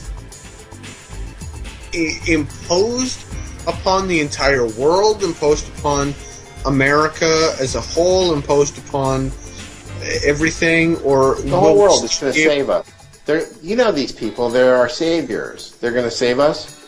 Yeah, whatever. What if I don't want to be saved? They're saving us. If I'm in a burning building and I want to stay there, it's my choice, right? No. If I'm wearing a totally flame retardant suit and I'm testing the flame retardant suit, don't save me, right? Have they listened to us in the past? I'm sorry, what? Have they ever listened to us in the past? I'm sorry, I wasn't listening. What? Have they ever listened to us yet? I know, he's so funny. He's the funniest guy on the show. Well, yeah. Funniest guy on radio.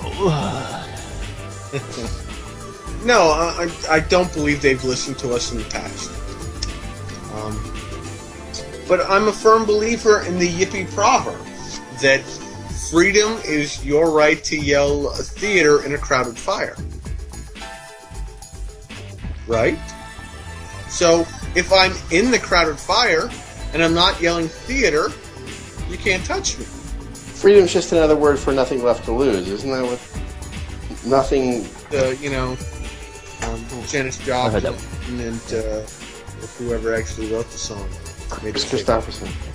I agree with that totally. Of course, now you stuck that song into my head for the rest of the day. Nothing ain't worth nothing, but it's free. Yeah, sure. Yeah, the whole country was against the Patriot Act, but what did they do? They just kept it. Well, but again, I think that falls into the concept of the implied consent that the people in Congress actually represent you. I really think that Menard's idea that when a new representative or local official or whatever gets elected and they send something out to your household that states, "Hi, I'm so-and-so, I'm your new representative, I'm your new congressperson, I'm your new blah, blah, blah, blah, blah," you have the ability to write or issue a notice that states, no, I didn't vote for you, no, I didn't want you, no, you don't represent me, and my intent is that you are to be fired from being able to represent me and my issues. If you wish to address this, please respond to me and send it in. And if they don't respond, they have no power of representation over you. But because the implied consent is that if you don't negate that representation, you have consented to their representation, and that's how they can pass all these things. That's why, no matter the fact that vast majorities of people disagreed with the Patriot Act, nothing was done about it because the representatives and senators who voted on it to pass it didn't feel that they had any obligation to the constituents that they supposedly gained their position from. And I think that's tied into how we have become so disassociated in this country from our representative electoral process.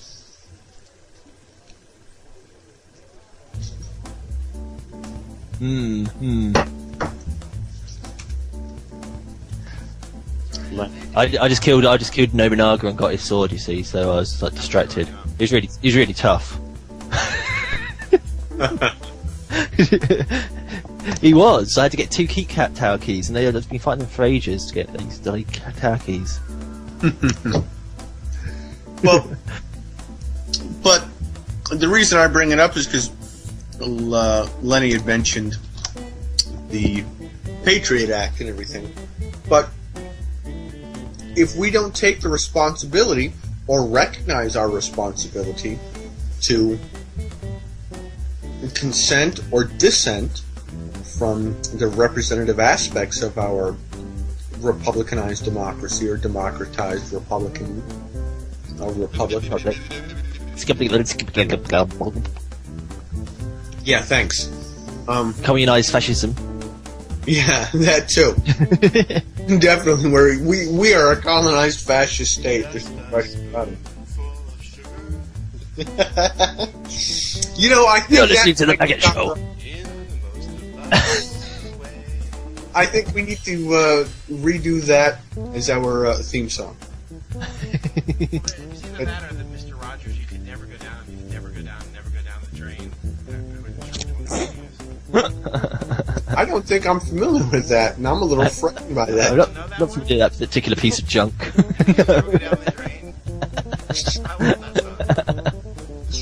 You'll have to find that. I'd love to hear it at some point.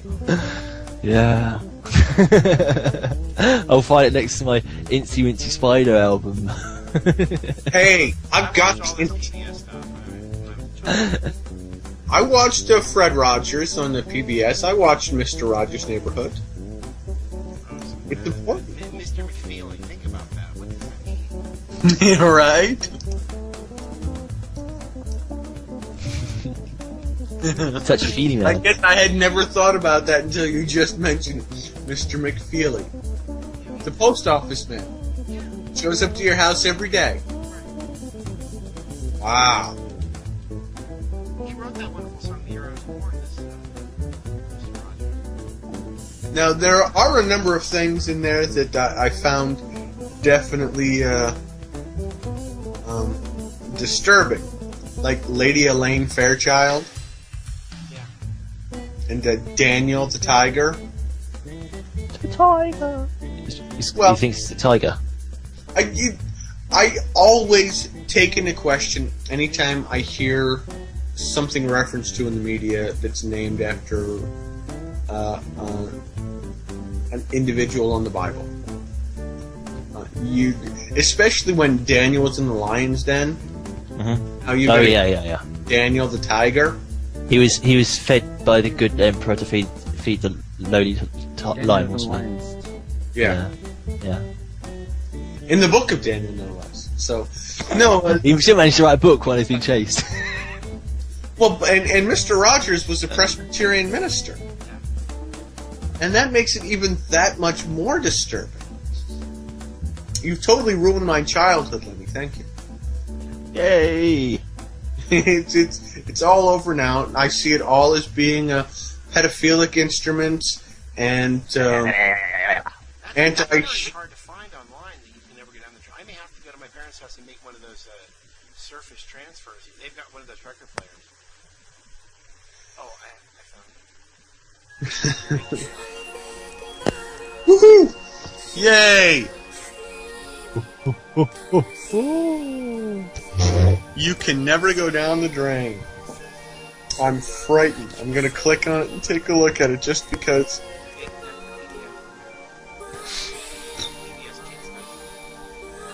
Go down the drain.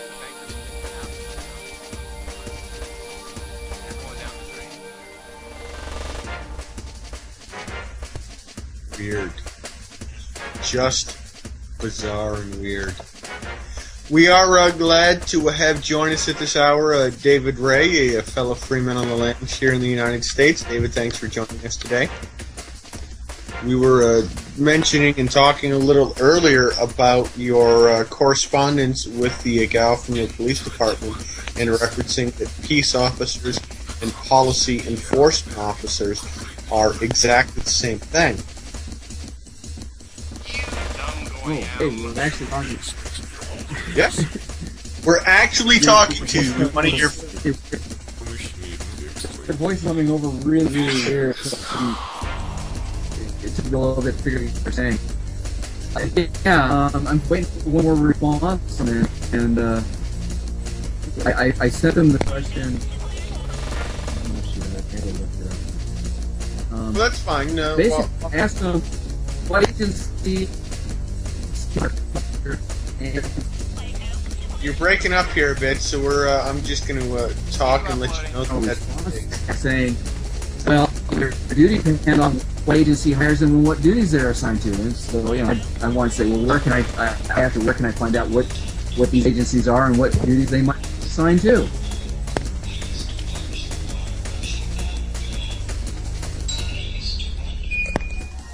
Uh-oh. Lenny's Russians. Well, Gabriel will get back in a second. He's turned not sugar.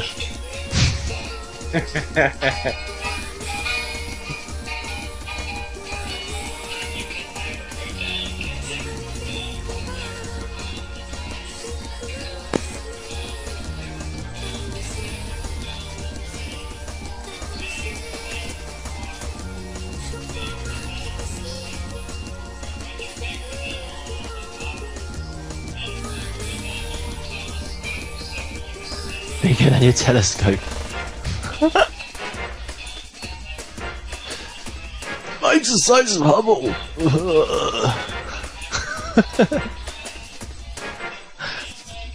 This is like what we have as an excuse for intermission.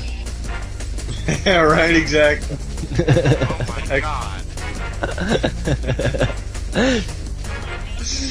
Won't you be my neighbor? You my neighbor?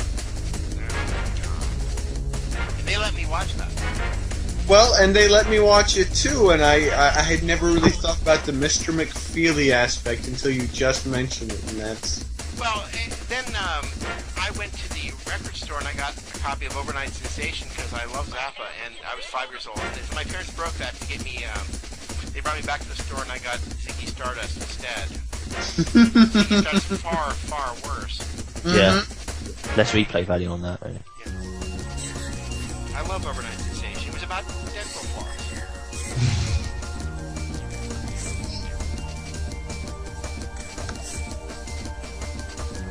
Absolutely feels good. I'm the Duke of I know, there's so many good Zappa songs, and they don't have any awful meanings. They don't.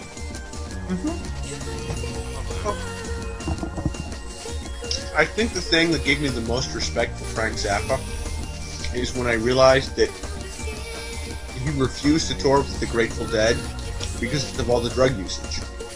He never did drugs. He never cheated on his wife. Mm-hmm. And that's a rarity. a massive rarity. Well, that sounds so much better. Excellent. Well, we've got David Ray back with us, and hopefully we can keep you without being too broken up and strained. I did want to kind of get back to this because I wanted to share some information with you in case you weren't listening to the early part of the show. But David is the person who had shared that email with the woman about the difference between a policy enforcement officer and a police officer, or a peace officer.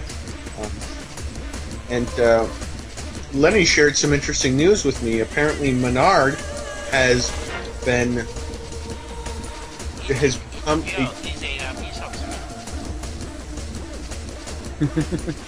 So that means that whole project is moving forward. We will soon all be peace officers. And then we can talk about our duty, and they can talk about their duty, and our duty will trump theirs. Duty. I know. So we have bigger, heavier duties than they do. Yeah, So it is. So you're going to come down with a gold coin and pay me an ounce of gold, and I turn around and pay you an ounce of gold so you can be my peace officer also? Yes. Mm-hmm. Yeah. You have to find someone to hire with your piece of gold. Yep, and they have to hire you back. No, it goes around in a big circle. They have to Well, yeah. find someone new too. And then we'll all be peace officers. Well, as I understand it, you can literally hire the... Which means the piece of gold will go right back to your hand. Sure. Okay, but we're just going to keep passing it around until we find new Well, yeah, so if 5 of us meet at a restaurant, I pass it to you, you pass it to Don, and Don passes it back to me, or whoever the other 2 are, and we're all hired. Right. Because we've all hired each other. Yeah. Yeah. Makes total sense. And we might have to meet, once a year in order to pay each other our yearly salary. Here's your piece of gold. Here's your piece of gold. Here's your piece of gold. Here's your piece of gold. Here's your piece of gold. All right, I'll go back to the treasury now. Right. Which one of them takes it and runs.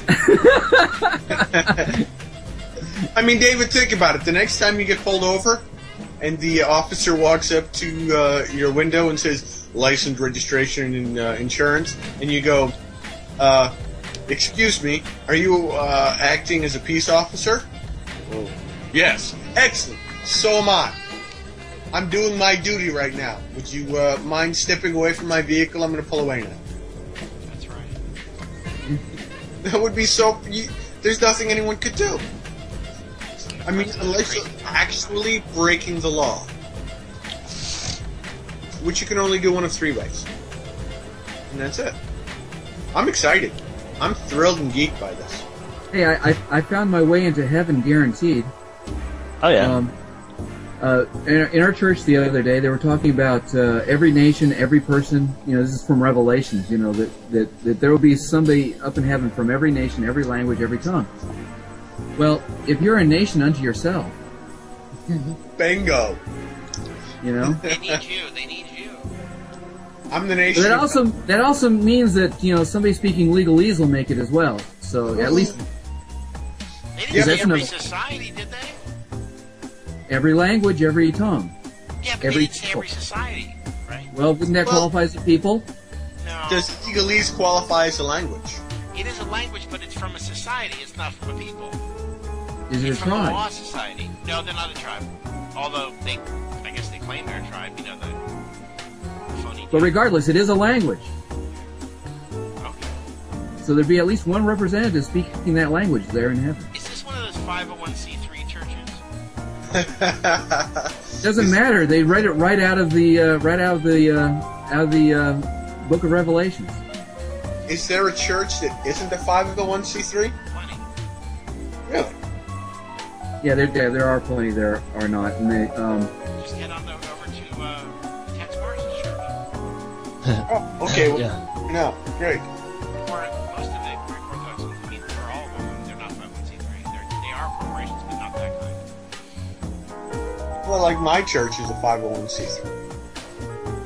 Most churches I've ever belonged to are the non-profit. church I'm currently attending will not marry somebody who doesn't accept that. So, Interesting. oh, I got lost. No, somebody got lost. We're all here. I don't know who you I heard lost. some. That's the same sound I hear every time my line gets dropped. Except still here. Anyway, I'm trying to shut down BitTorrent right now so I have a better connection, but it's. Lenny's just screwing around with things as always. Yeah, I got one headline, so I might as well read it out. It's like a massive article, so I won't read out the whole thing. Airline pilot cleared a role in 9/11 after 9 years of hell. Lotfi Ricey eligible for up to £2 million English pounds compensation after wrongful imprisonment and damage to health. The pilot falsely accused of training the hijackers responsible for the 9/11 terrorist attacks has won his almost decade-long miscarriage of justice battle. Lotfi Ricey, an Algerian living in Britain who lost his career as an airline pilot, suffered wrongful imprisonment and damage to his health, will now be eligible for up to £2 million compensation. He became the first person to be accused of participating in the 2001 attack in New York and Washington. Oh yeah, so he was in two places at once. No, I think it's like, say, it's not being specific. He was held for 5 months in Belmarsh High Security Prison in London and told he would be charged with conspiracy and murder in the US, where he could face the death penalty. Today he described the last 9 years as hell, but said he was delighted with the decision by Jack Straw, the Justice Secretary. I have suffered such a great injustice. I am grateful for this verdict. They took almost 10 years of my life, and now I'm starting to breathe again. Yeah, almost 10 years to come to that decision to let him out and act on that sort of thing. And he's satisfied with that. Yeah. He's grateful for the verdict, yeah. And he's also like, he'd be more grateful to get £2 million, I think. I can never forgive them for what he did. What they did, he says later on. You can never go down, never go down, train. Right, exactly. I guess. Okay, yeah, he waffles on a bit, but yeah.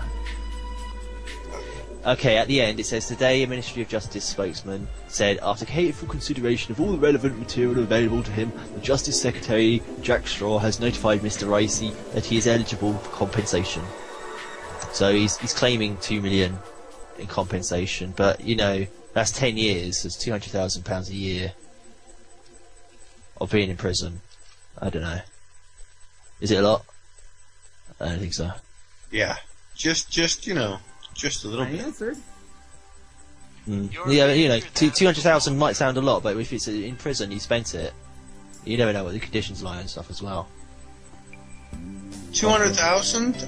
This is what? I'm sorry, I'm looking at the same article, I think, here. It's yeah. £2 million, right? Yeah, but that's 200,000 per year. It's 10 years in prison, They isn't it? never give you the total sum in England. You always get, like, it's always per year and a small dividend. That's a lot. Yeah. Okay. In America, you tend to get the big bucks, but then the lawyer takes it also. Sure, that's fairly typical.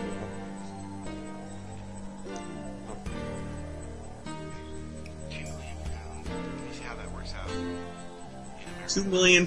You figure a pound is what? I'll have it in a second. $2.50 American. Right now.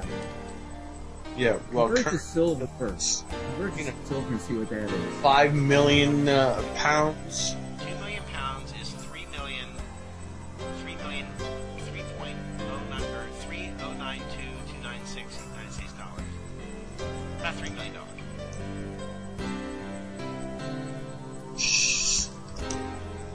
I don't know how to And that's all for being falsely accused. Yeah, I'm in prison for 10 years. Yeah. I wish somebody would falsely accuse me. Yeah, I was kind of joking. It can't be that bad in prison because you get different sort of levels of prison depending on like the sort of crime you're accused of. If you're Lord Jeffrey Archer, then you get like a special room, and it's almost like a hotel, so I heard, and special conjugal visits every other day. Well, it's like Santo Traficante, who was an Italian mobster, was imprisoned in Cuba in 1959 by Castro, and basically lived in an upscale camp and had food catered into him every day because he owned like 6 or 7 casinos in the Havana, Cuba. Yeah. So, you know, the more powerful you are, the more money you have, the more clout that you have over things, you know, the less that you're going to wind up having problems with yourselves. Like Jonathan Pollard. Right, exactly.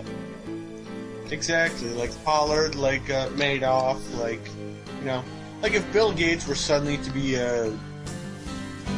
if they were to be able to throw him in prison for anything whatsoever that he couldn't buy his way out of before he went to jail, he's not going to go to the same jail that the guy who here locally in the city that I live in just shot 3 people. I mean, it's just not going to happen.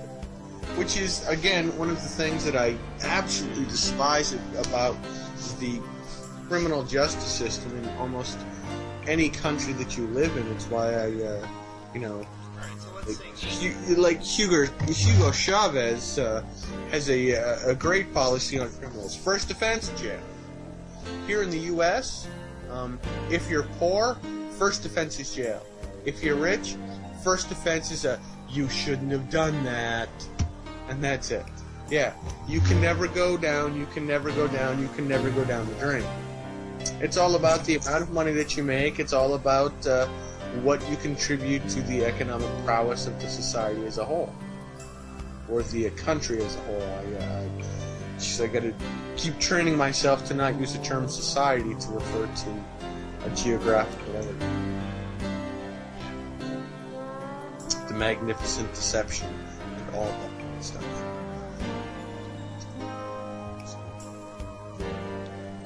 That's, you know, it's, jeez. So the guy's implicated, held under charges of training hijackers who have since been, for those of us who want to know, been proven to not have been able to fly any of the planes because no planes actually hit anything. Of course he's going to be acquitted, but then they're going to pay him back. So Yeah, I wonder if they set him up beforehand and said, "Hey, we're going to toss you into a minimum security prison for 6 or 7 years, maybe 8 years." Well, it's 10 years, yeah. Yeah, they probably told him in advance it was 10 years, and then he'd say, but don't worry, at the end you'll be able to claim compensation for the amount of time you saying. Right, just make sure your signature's on the bottom of this paperwork. We'll post-date it and file it after 10 years, and you'll make a bunch of money for accepting responsibility in the front end. Yeah, just don't tell anybody what you know in the meantime, and we'll make sure that you get up to £2 million compensation for the courts. Well, and again, I think that what just blows my mind is how many people out there don't think that this stuff goes on. I mean, who was it? FDR who made the comment that everything that happens at the governmental level happens on purpose. Nothing is by accident. Huh? And people still to this day think that everything is a coincident chance. Like winning the lottery is you know, you have just as much chance of winning the lottery. No, you don't. Or, you know, the 9/11 attacks were some fluke occurrence that happened to happen on the same day as all these other things, and there's no evidence that it had anything to do with an inside job whatsoever, because why would the government ever do that? Yeah. Or the Oklahoma City bombing, or anything that goes on that garners worldwide attention. We have such an indoctrination element to believe that this is an absolute because it's handed down by the government. We've been so fooled into believing that the line, the official line, is truth, because why would they lie to us?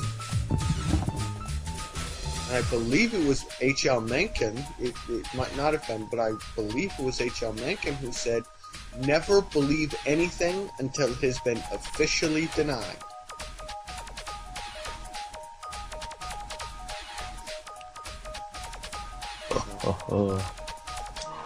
I wasn't trying to be funny, but I thank you for laughing. Yeah. How did Lenny get the link at the same time as me? Did you just because I was saying it, you looked under what I was saying? Or did I send it to you earlier? Lenny's pretty fast. Very fast.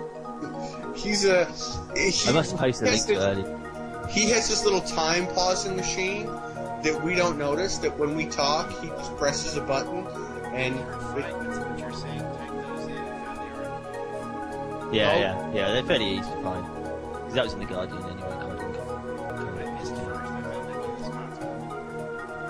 yeah. Well, he found. Yeah. I mean, he found 2 different links right away on it. So, yeah. But it's. Okay. Just from the headline. It's the way to go then, it's the headlines.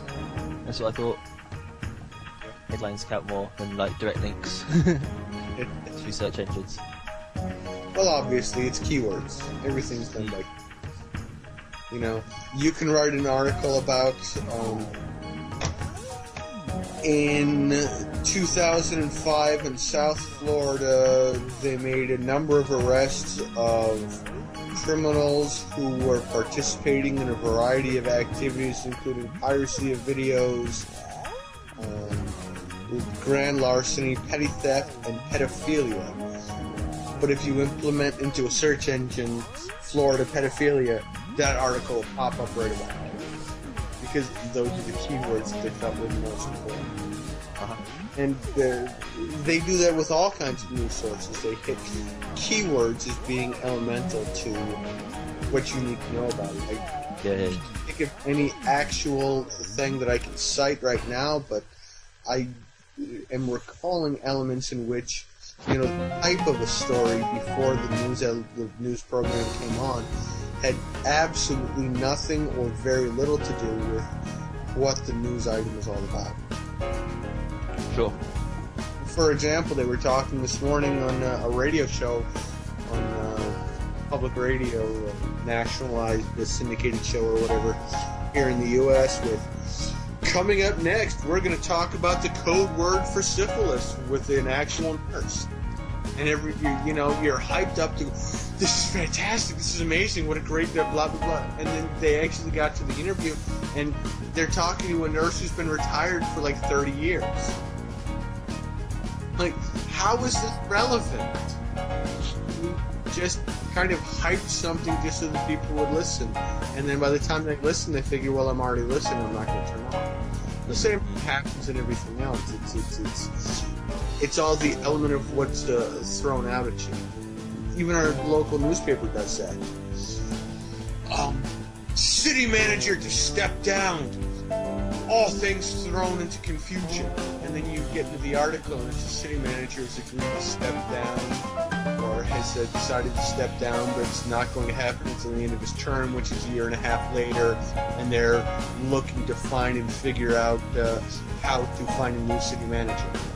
Well, that's not what your headlines say. That's why headlines are always easier to search, because they just tag on to, the propaganda words that entice the human being. That's why even Menard referenced this in a couple of his things. The most important documents, the most important laws, the most important information, the most pertinent things that you need to know about are always done in the most boring, aggravating, annoying terms, so that you get pissed off and annoyed and don't want to have anything to do with it, and you just get frustrated and walk away from it before ever gaining any information. Sure.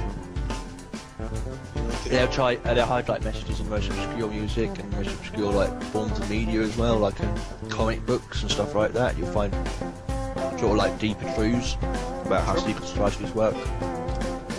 I never got into Charlie Brown, but that's an example of the sort of thing that shows up how that works in effect. We had like child psychologists and stuff on there, but yeah, even like funnies and stuff like that, and obscure English comics. Like we had one called 2000 AD.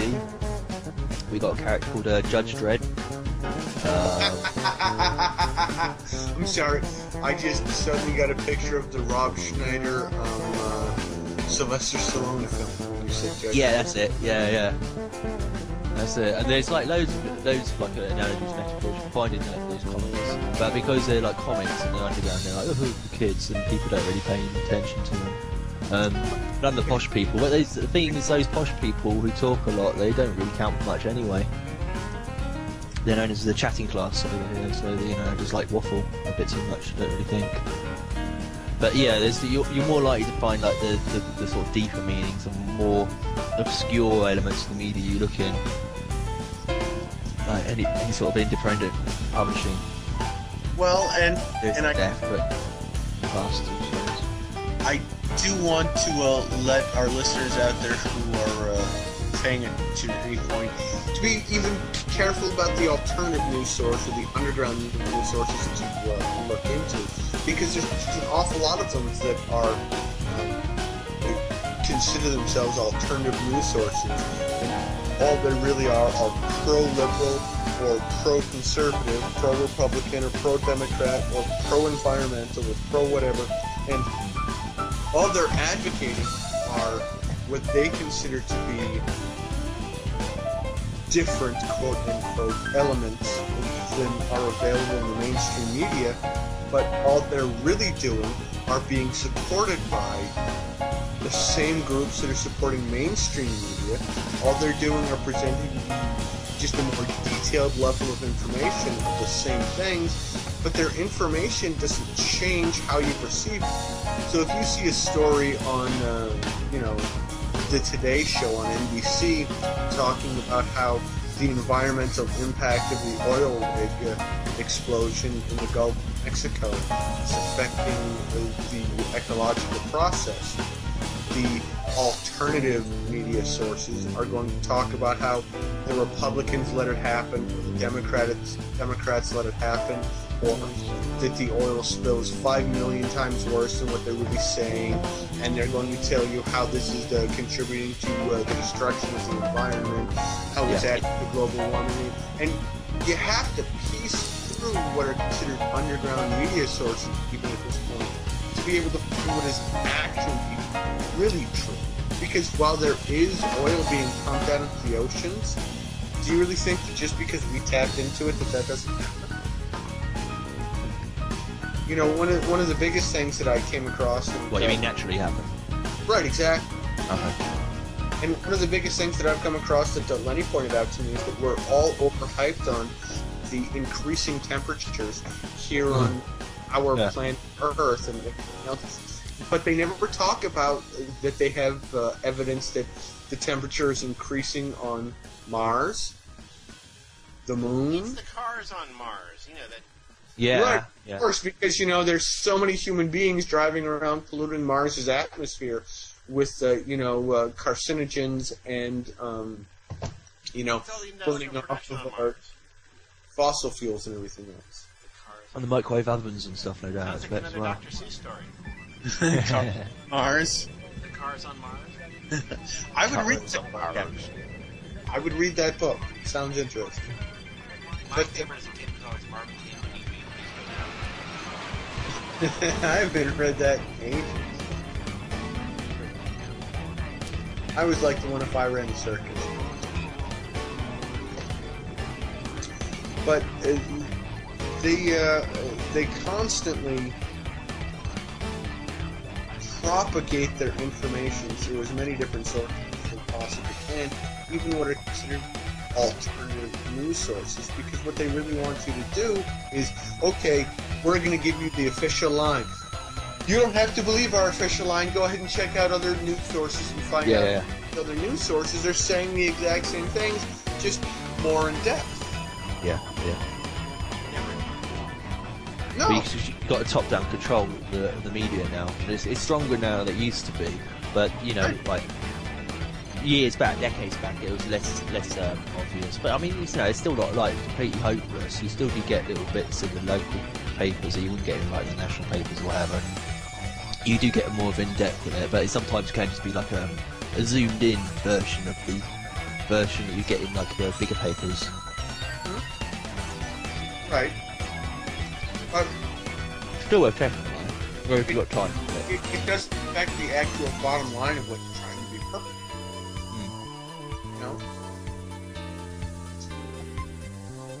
It's still about trying to keep you on a mindset. Yeah. I mean, why would we have to make carbon tax credits to offset global warming when global warming is a phenomenon that has nothing to do with us? Well, because Akhenaten and the Black Jesus told us we have to. But I mean, basically, you're more likely to get a response from a local paper than you would from a national paper. That's what I'm saying. If you get Right, a local people paper, don't believe, people don't even read or believe local papers anymore. And that's the problem, is that they just, you know, I look at who writes in commentaries in my local paper, and they tend to be the transgender, transsexuals, or the ultimate absolute levels of the liberal or conservative segments of the Are pop. you prejudiced against the transgender? yeah, Mr. Ultimate Mongol. How dare you? Why would that be? I mean, I don't. Well, but I'm not saying I'm against them or anything else, but when they come out and make the statement that the communistic element statements where they say we all just need to love each other and get along and not hate each other, and we need to let this great democratic president do what he needs to, and if you don't, you're just being anti-American. Well, all they're doing is saying the exact same thing, and you know, going on and on and on and on and on and on and on and on and on and on and on and on and on, and they aren't really challenging any kind of real topic.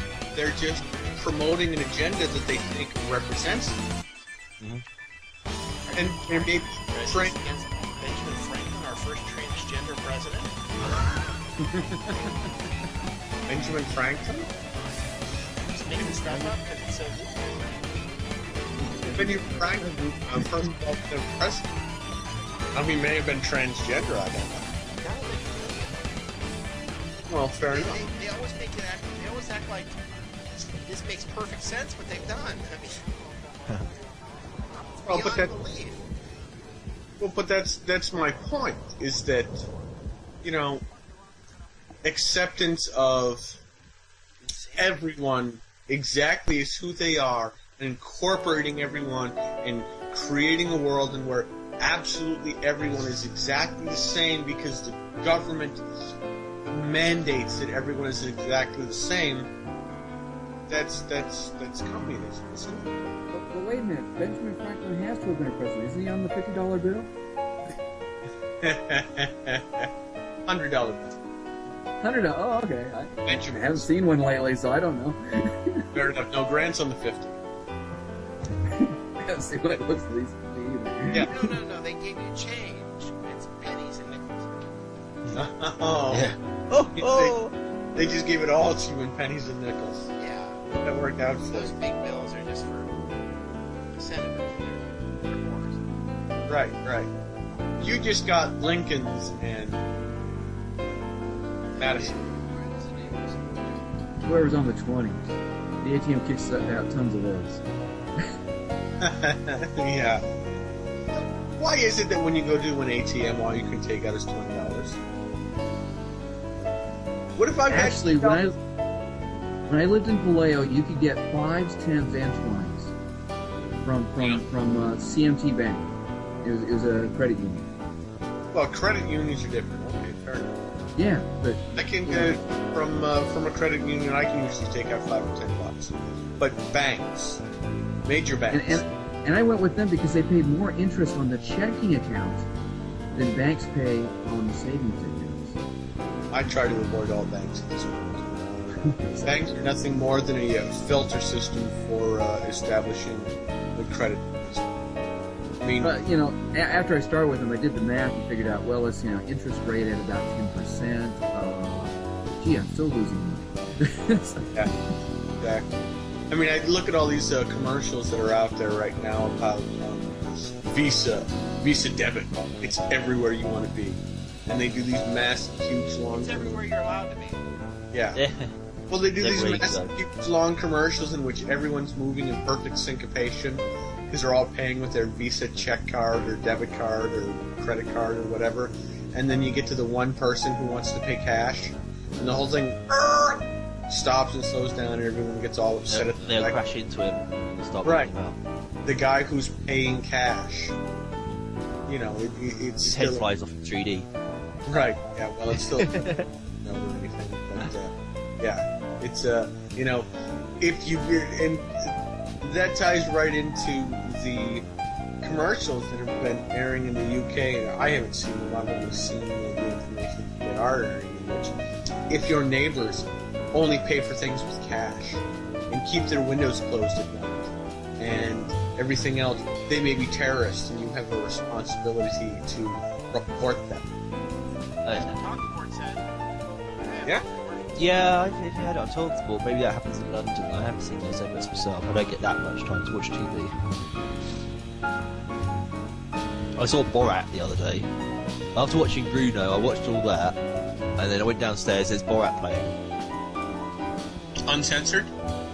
I think so. Expect so. Yeah, well, you're lucky there in the UK. We don't get uncensored television here. Oh yeah, right. I think it was Borat the movie.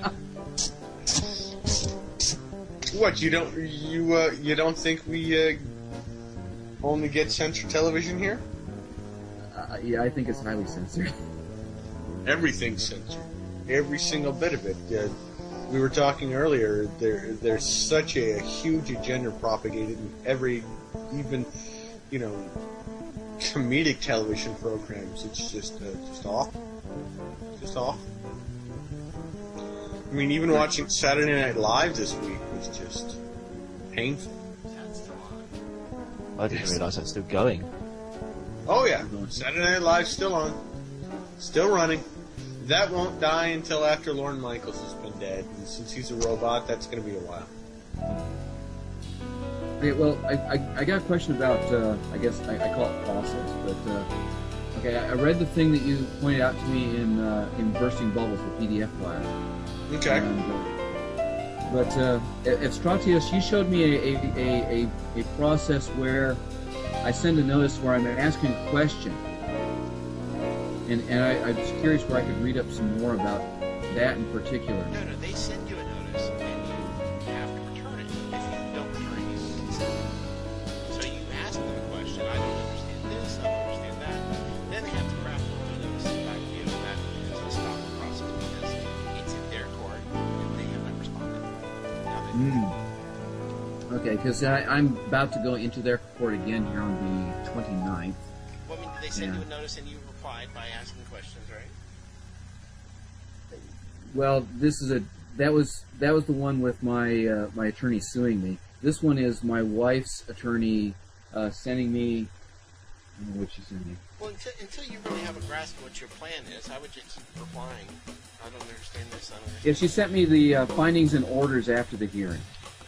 Okay, first of all, if I can just touch on for a second, findings after the hearings. You weren't there? Right there, you have nothing but questions. What Right. did you find? How did you find that? Why didn't I find that? Could you explain to me how you came to that finding?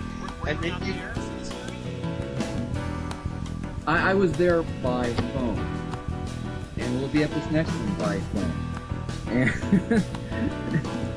okay, and the next thing is that the orders that they refer to. Okay, if they want to give you orders, that means they're responsible for a bill. Yeah. So all you have to do is before you have to engage, is you send them back two pieces of paper, one referencing the findings and one referencing the order. Have the one referencing the findings questioning all of these findings, questioning how they came to them, questioning anything you don't understand about them, and then submit to them a bill stating, I will accept and agree to your orders, but only after you have paid my bill to do so, and my bill is whatever coordinates. Like if their order is that you pay $1,000 a month, okay, my bill is that you pay me $2,000 a month. You pay me $2,000 a month, I'll pay $1,000 a month. I've got no problems with that. actually, I did the math for what my wife was asking for $100 per child per month, which, you know, strikes me as being very reasonable. However, I'm not making that much. But I did the math, you know, what that would be up until the age of... Hello? Did we lose him? Ah, jeez. Gotta love the internet. Thank you, Mr. Freeman. Woo! Don't let us actually answer any questions here. Just cut us off anytime. We're going to cut him off with any questions. Of course it is. These are not even online. Hold on, Joe, go back. Of course. Because, you know, yeah.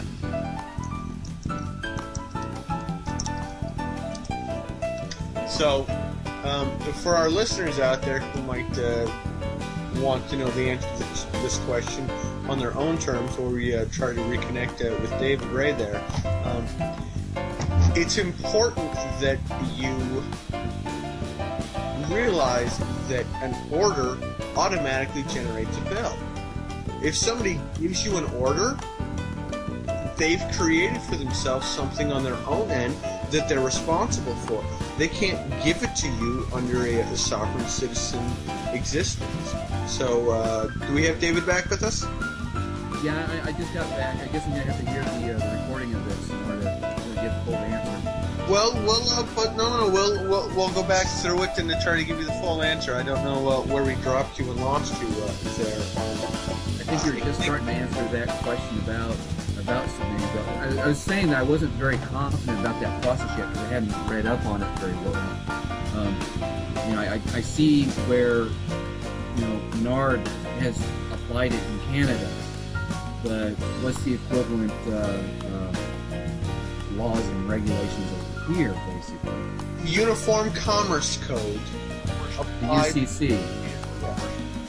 Right, the Uniform Commercial Code applies everywhere. Right.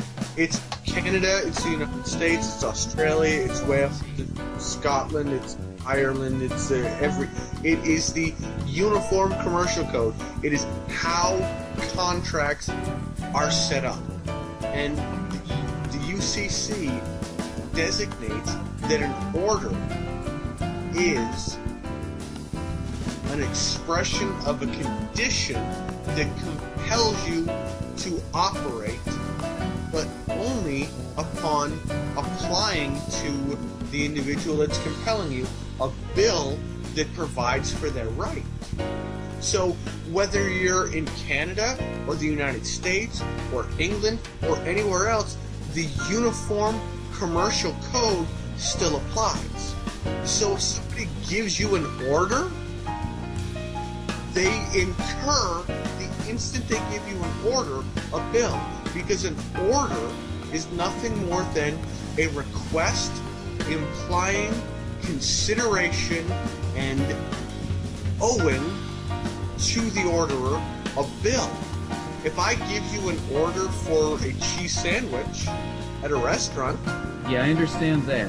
Or a bill. Well, it's the same no matter where the order's being applied. It's still an order. It's because an order is nothing more than a request implying compulsion. Well, the implication. Where would I find that definition in the UCC? To be honest with you, I'd have to research it. If Stratios, do you know exactly where it is in there?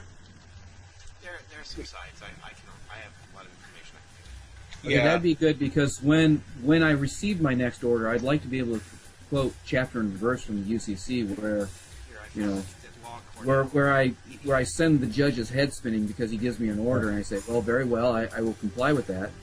Well, the truth is that the instance that you mentioned, the UCC, the judge's head is going to spin. Because they know it, they're familiar with it, they know how it operates, and they know how it limits them.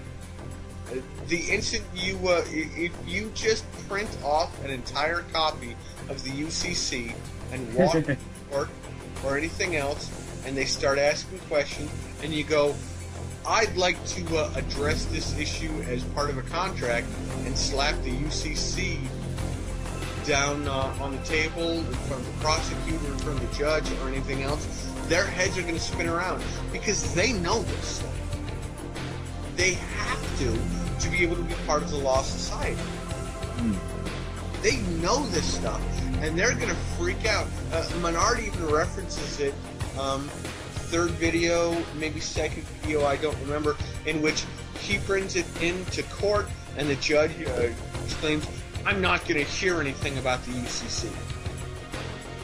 Yeah, see, I picked up these some instructions on Uniform Commercial Code, commercial law and the Uniform Commercial Code. And one of the things I've been doing with these documents, on the bottom of all of them, they say that you're signing under a penalty of perjury, and I've been striking that out and saying, you know, because I read in Black's Law Dictionary, you had to have taken an oath, and for religious reasons, I don't take oaths or swear affidavits or whatever. Well, and that's the. I'm sorry. Go ahead. And so, in this one thing on UCC, it states, you know, that you should write over the top of your signature, all rights reserved without prejudice, UCC 13008, whatever, or without prejudice. You know, you just write down without prejudice, UCC 1-348. That you're able to change the terms yourself. Right, You don't accept their terms. It's like right, because of what's written in the UCC, the conditional acceptance is that you only accept as long as it continues to protect. Yeah, see, I've been breaking up, but I've been writing down Bible quotes in place of this, where they say to sign under penalty of perjury. You know? Well, and one of the documents they had me sign, the first clause was that I promised to swear an oath and whatever, just to appear in court, and I struck that out and replaced it with my understanding from the Bible, you know, and gave them appropriate quotes, you know, to the scripture in the Bible. This UCC, though, it strikes me as being a more reasonable thing to put on the bottom of the page, and strike out their penalty of perjury and put that in place. Well, and if I can just share with you something real quick, if anyone wants to counter you, John Adams and John Hancock on April 18th, 1775, jointly made it, "We recognize no sovereign but God, and no king but Jesus." All you have to do is apply that, and they have absolutely no sovereignty or ability to do anything to you whatsoever in the first place, but summarily, because what they're trying to indict you under is a contract, and a contract under the UCC means that you have to consent to the terms. You cannot be railroaded into accepting their terms just because they sit up there in a black robe and have capitalism.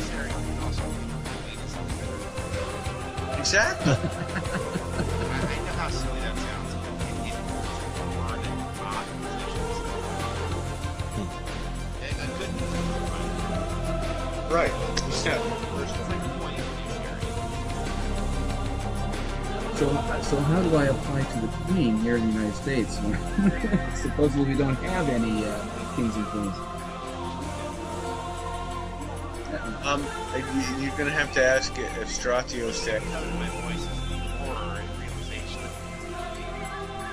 I thought we did. Yeah, Maggot laughing at us. Yeah, many of us were under the delusion that we had won the Revolutionary War. The what war? The war of transfer of power. It didn't transfer much. Oh yeah. Of course she won it because all the founding fathers were like about 2 generations descended from royalty. Right. Yeah, they were like second cousins to Commercial royalty. code in front of me. Let's see, it doesn't have any place for searching. Oh, there it is.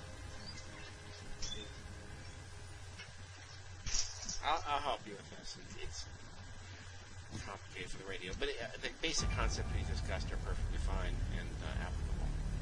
Well, Maggot, just to touch on something there real quick that you mentioned. Oh, damn, I just forgot. Never mind. About the founding fathers being like closely related to the royal family. Oh, right, yeah, exactly. If you look at the history of U.S. elections, when anytime you look at the two candidates, one from the Republican and one from the Democratic side, the one that is more closely related, either themselves or their vice president, to the royal family, always wins. Yeah. No, It's except for, closest, Kerry most actually royal was blood closely- wins. more Yeah. closely related. Kerry was more closely related than Bush was, but Dick Cheney was more closely related than John Edwards was. Which is why I said it's a combination of the two. Yeah. So the Bush-Cheney combination was more closely related to the royal crown than the Kerry Edwards ticket was. You're right. Which is why they won.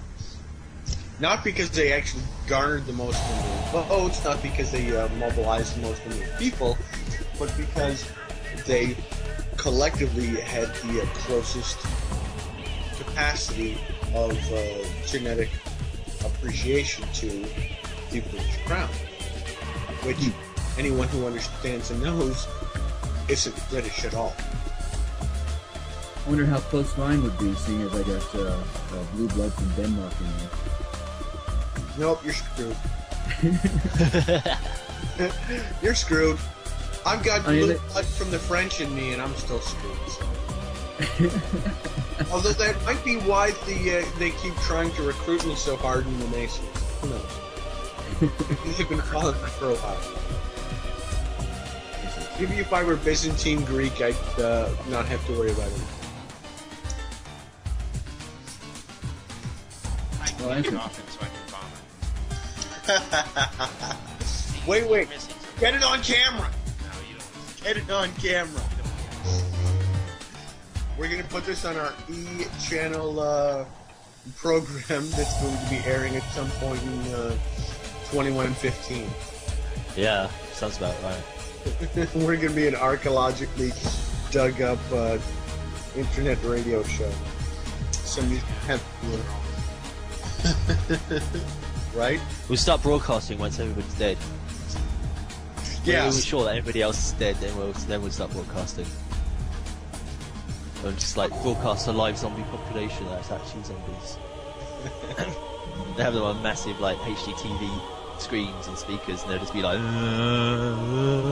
Freeman, we're Freeman. Zombies need entertainment too. Exactly. They'll be demanding it. They need something to push down the brains with. American freedom! American freedom! We're free now. Sound like the Monty Python skit with I'm just driving after my brain hurts. Yeah, the guy with the thing on his head. Oh, it's gotta come out there. Oh, it's gotta come out.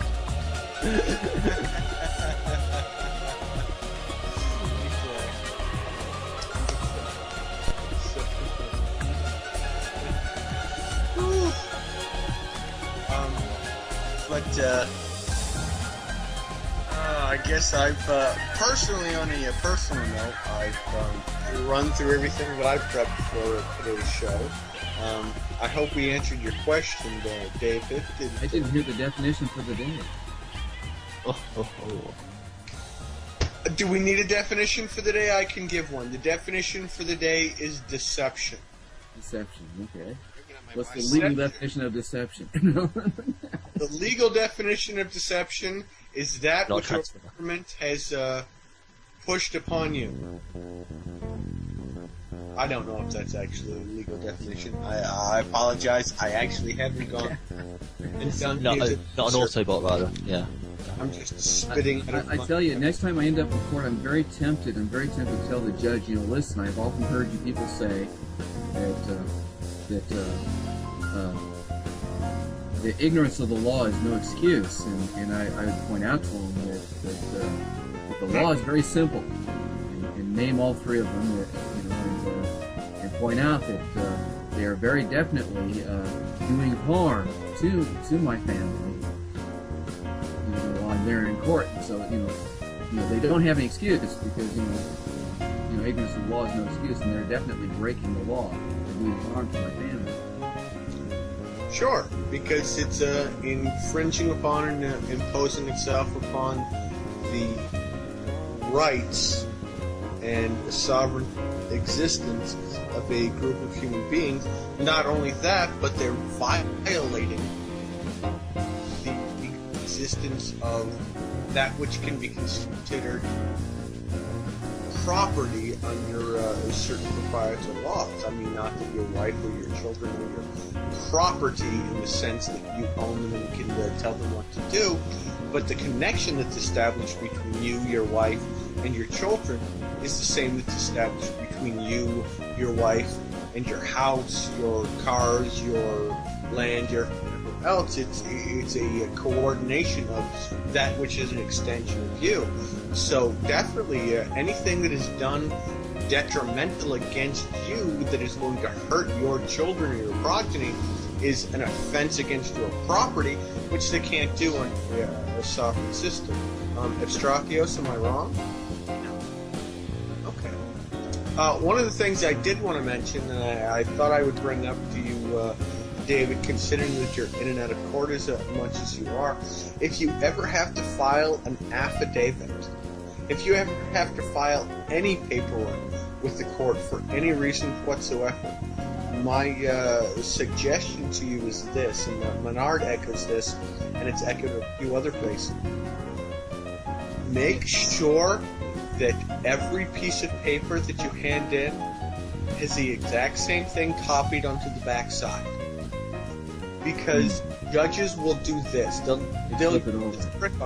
They'll flip it over, so all it is a blank sheet of paper facing up and say, I don't see it. Right. Well, I filed an affidavit.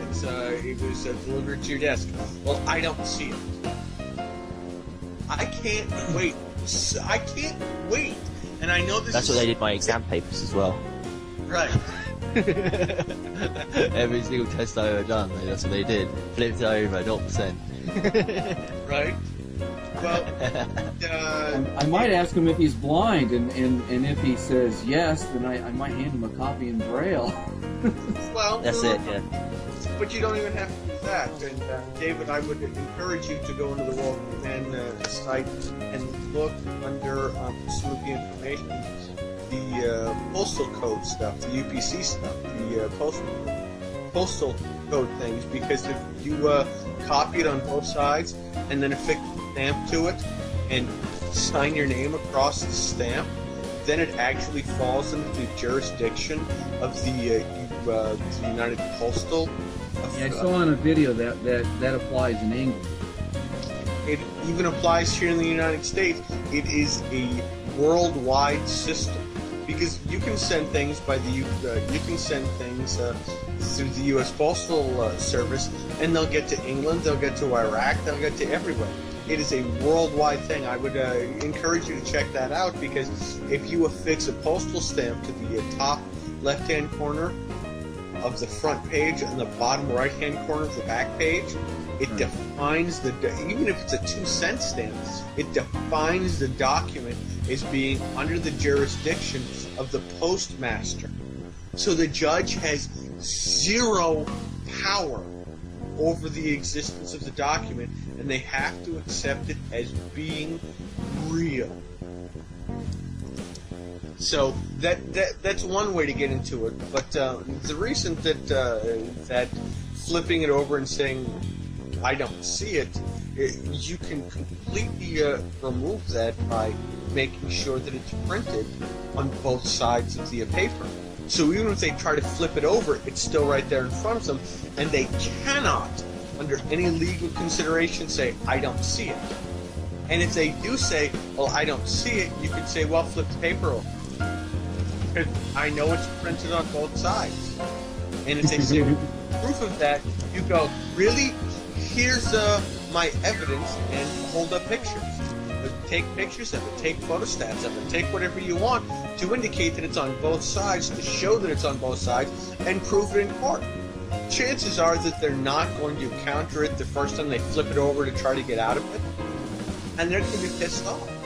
the first time that you show to a judge that you know what their tricks are, that you realize that you've been placed into an admiralty court, there's a video by Menard from Canada in which a guy goes in to defend his tickets that were issued to his wife.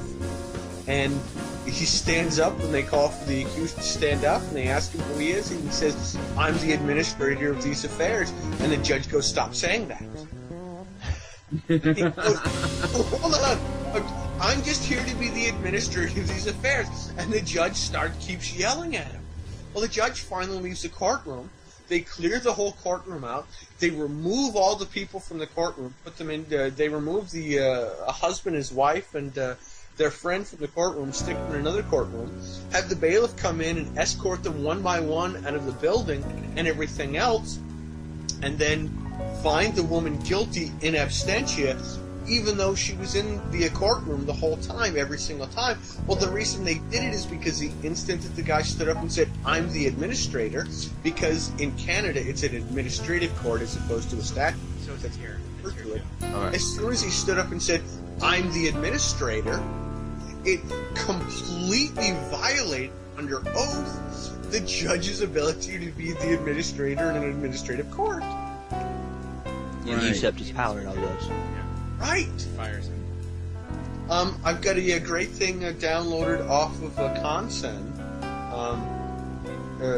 in England, in which an individual was there to represent and stand for this human being who was being charged for something.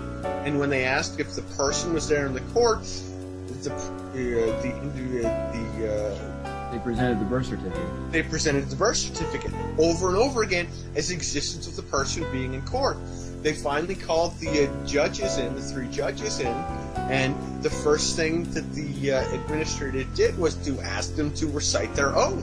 And they didn't do it, and they didn't do it, and they didn't do it, and they didn't do it. And they called in bailiffs, and they called in all kinds of different police officers and everything else. And finally this administrator went, "Well, since no one here is willing to administrate their oath on the record, I will administer my own oath," and recited it, and said, "And because then I am the only person in this court authorized now under oath to be able to pass judgment, I dismiss all charges." And that was it. It was over and done with. Can you usurp a judge's authority by looking more like a judge than the judge does? Well, you have to remember, in a common law jurisdiction, everyone is subject to the law. So just because a judge is in black robes and sitting up on this high bench and demands you to call him your honor doesn't give him any power unless you have consented to that by doing so. When that's one thing I've successfully done. I stopped calling him your honor. I'll call him Mister. You always deal with them on the same level that you Call are. him Sir. Yeah, Right. I won't call him honor. Exactly, Lenny. Always deal with them on the same subject that you are. Same When they level. walk Call the him tranny. and the tranny. stands up and says, "The Honorable Justice blah blah blah blah blah is in the court, all rise," don't stand up. Yeah. You are under zero obligation to do so. You have there is nothing that is compelling you to do so except you've been trained to believe that. Yeah, you're refusing to accept the authority of the court to rule over you. Precisely. Well, nobody ever tells people that they're accepting that authority by standing up. No, just- but it's implicit by you doing that. but that's It's like exactly standing it. to They just attention. assume that this is the National polite thing to do. You know, you stand Yeah. up for that because the judge But- is coming in. But Polite. that's exactly it. That's And they're part of mugs. the magnificent deception. That's part of the deception. They want you to consent without realizing that you're consenting. You stand, the judge enters the room. You consented. When they say, "We're now going to hear case number blah blah blah blah blah," the state or the city of whatever versus so and so, and mention your last name first and then your first name afterwards, and then say, "Would the accused please step forward?" The instant you step forward, you have You've implicated accepted the last name first. You've consented. Don't consent. That's all it takes. when they say, that brings up a question. I noticed in the California courts, time and time again, they require people to remove hats, be dressed a certain way. Nope. No obligation exists. They can throw you out of court. You got dressed like the village people and stuff like that. But if they throw you out of court because you aren't dressed a certain way or you're wearing a hat, that's statute law, and you could actually take that statute law back against them and implicate them about imposing, or you can, when they come up to you and say, you need to remove your hat. No, I don't. Yes, you do. You have to. Well, I'll do it, but only after I've been given a written order that I can present a bill for, and I will only do so under protest and duress. They will either leave you alone or provide you with something that you can contest within 3 days. You know what? You just gave me the words that I need in order to present a bill for sure. And that is, you need to give me a written order that I can present a bill for. Precisely. That's exactly it. Once those words come out of my mouth, if they don't comply with that, if you're giving me an order, I need it in written form. I need the original so that I can present a bill for it. Period. That's what it works down to, and it's akin to, I know police officers from the city that I live in, and when I ask them, is a ticket for a policy enforcement violation a contract? Is it an exchange of a contract? Is it imposing upon me to pay to a third party money? And you know what they do? They change the subject every single time. They know this stuff. Catch them in violation of their own contracts they are attempting to impose upon you, and they will fool or do everything they can to remove you from the situation. And if they remove you from the situation and create an injunction or order against you, if you're not there, they are in dishonor, and you can have the thing discharged by going to the notary and having it sworn under affidavit in front of a notary that you did not agree to the contract. Take it to a justice of the peace and have it served against them. Now, if you filed a fee schedule as well with the notary prior to this, you can also then have the justice of the peace or a sheriff impose upon these individuals your fee schedule. And mine's $200 an hour for just pulling me over and detaining me, and $2,000 an hour if the instant you put handcuffs on me. That's it. Period. I don't care if you're a sheriff, local police officer, state police officer, magistrate, whatever. It doesn't make any difference. You can work for the Department of Motor Vehicles. You can work for the Department of Natural Resources. The instant you put me in handcuffs, it's $2,000 an hour or any portion thereof. Which means the instant those handcuffs are around me, it's going to cost you $2,000. Let right? And all it takes is, it may not happen the first time, it may not happen the second time, but I guarantee you, when you present bills against these people at least 5 times, they are going to start flagging anything about you. So when an officer pulls you over because you're traveling in your automobile and you don't have a license, registration, insurance, blah, blah, blah, blah, blah, and anything on the vehicle, and they ask you your name, and you say, are you asking me legally or lawfully? And they say legally, and you say, I don't have one, and they say lawfully, and you give them the information they actually are trying to work off of and plug it in their computer, those red flags are going to come up, and they're going to go, shit, I ain't paying for this crap. I don't need to pay $7,000 just to give this person a ticket, because they've already proven over and over and over again that they're not going to be implicated by it. They're going to start to realize and recognize that this is not worth their time and hassle. And unfortunately, here in the U.S., our police officers have been, as I'm sure you've evidenced, David, that they have been under the influence that they have the power and the obligation to act this way, and it is our duty as sovereign citizen, even if it means that I sit in a holding cell for 5 hours, overnight, or whatever else, it is our duty to preserve Don't you go away with it? rights to the future generation. And once you indicate that you were doing your duty without being a peace officer under a gold coin exchange standard, the instant you implicate that it is your duty, they lose all power whatsoever. Your duty.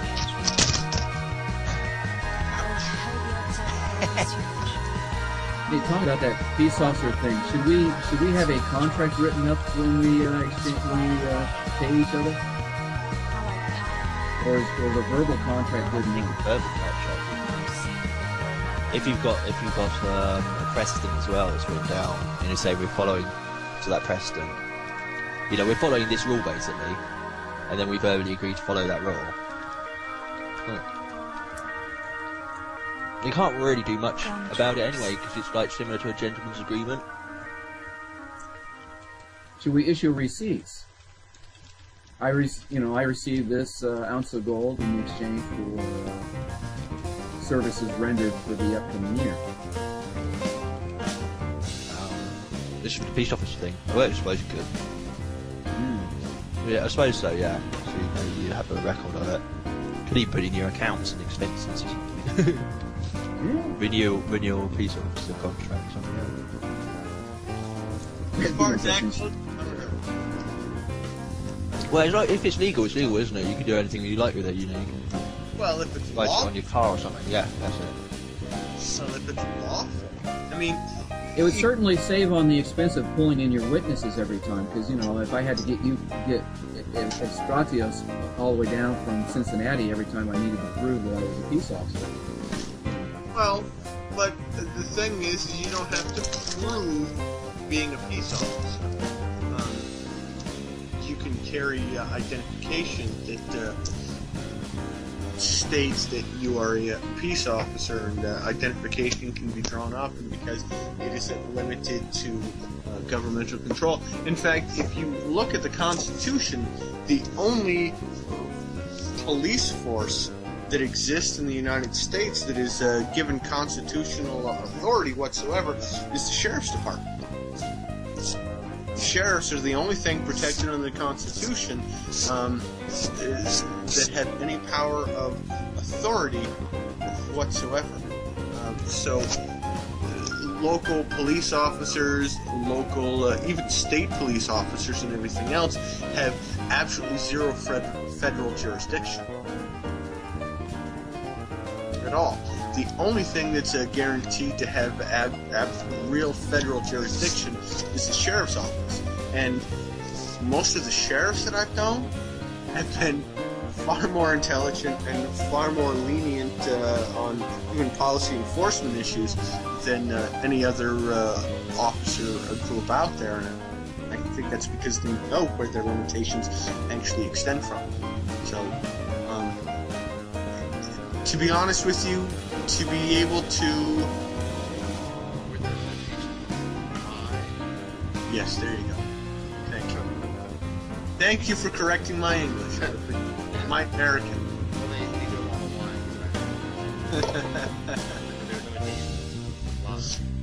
Right. Where their limitations lie, whatever. Lay for lays. Yeah. So, we would have to do more information, I think, to be able to answer that question for you. As far as... Right, because that's what we're all about here on American Freeman.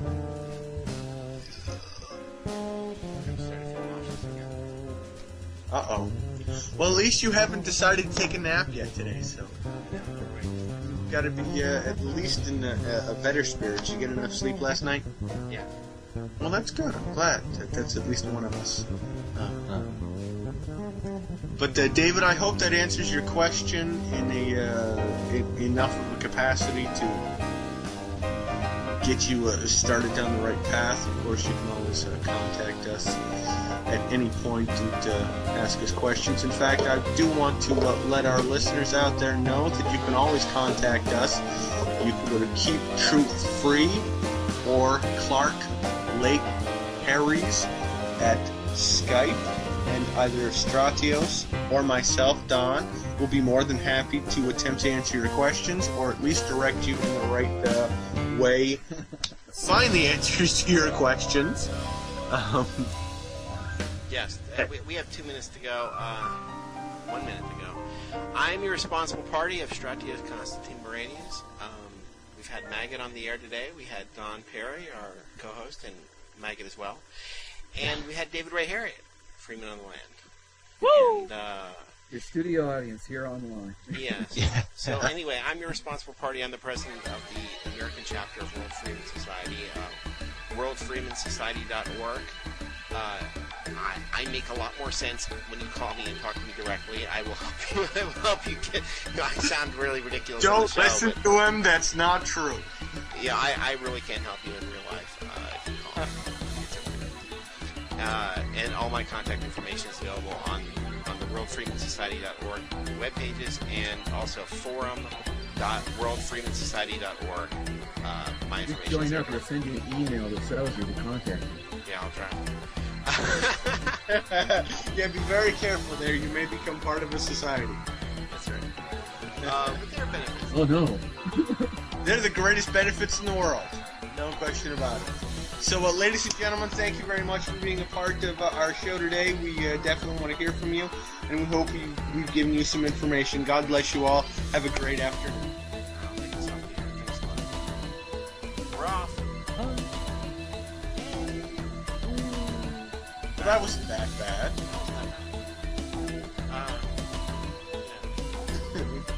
Survived. Okay. Quick question now that we're offline. Sure. When I send back these documents that they sent me with the question on the back, the main question I'm going to ask is, hey, you're asking me to sign. You got this little tab pointing at. Let's see, where is it?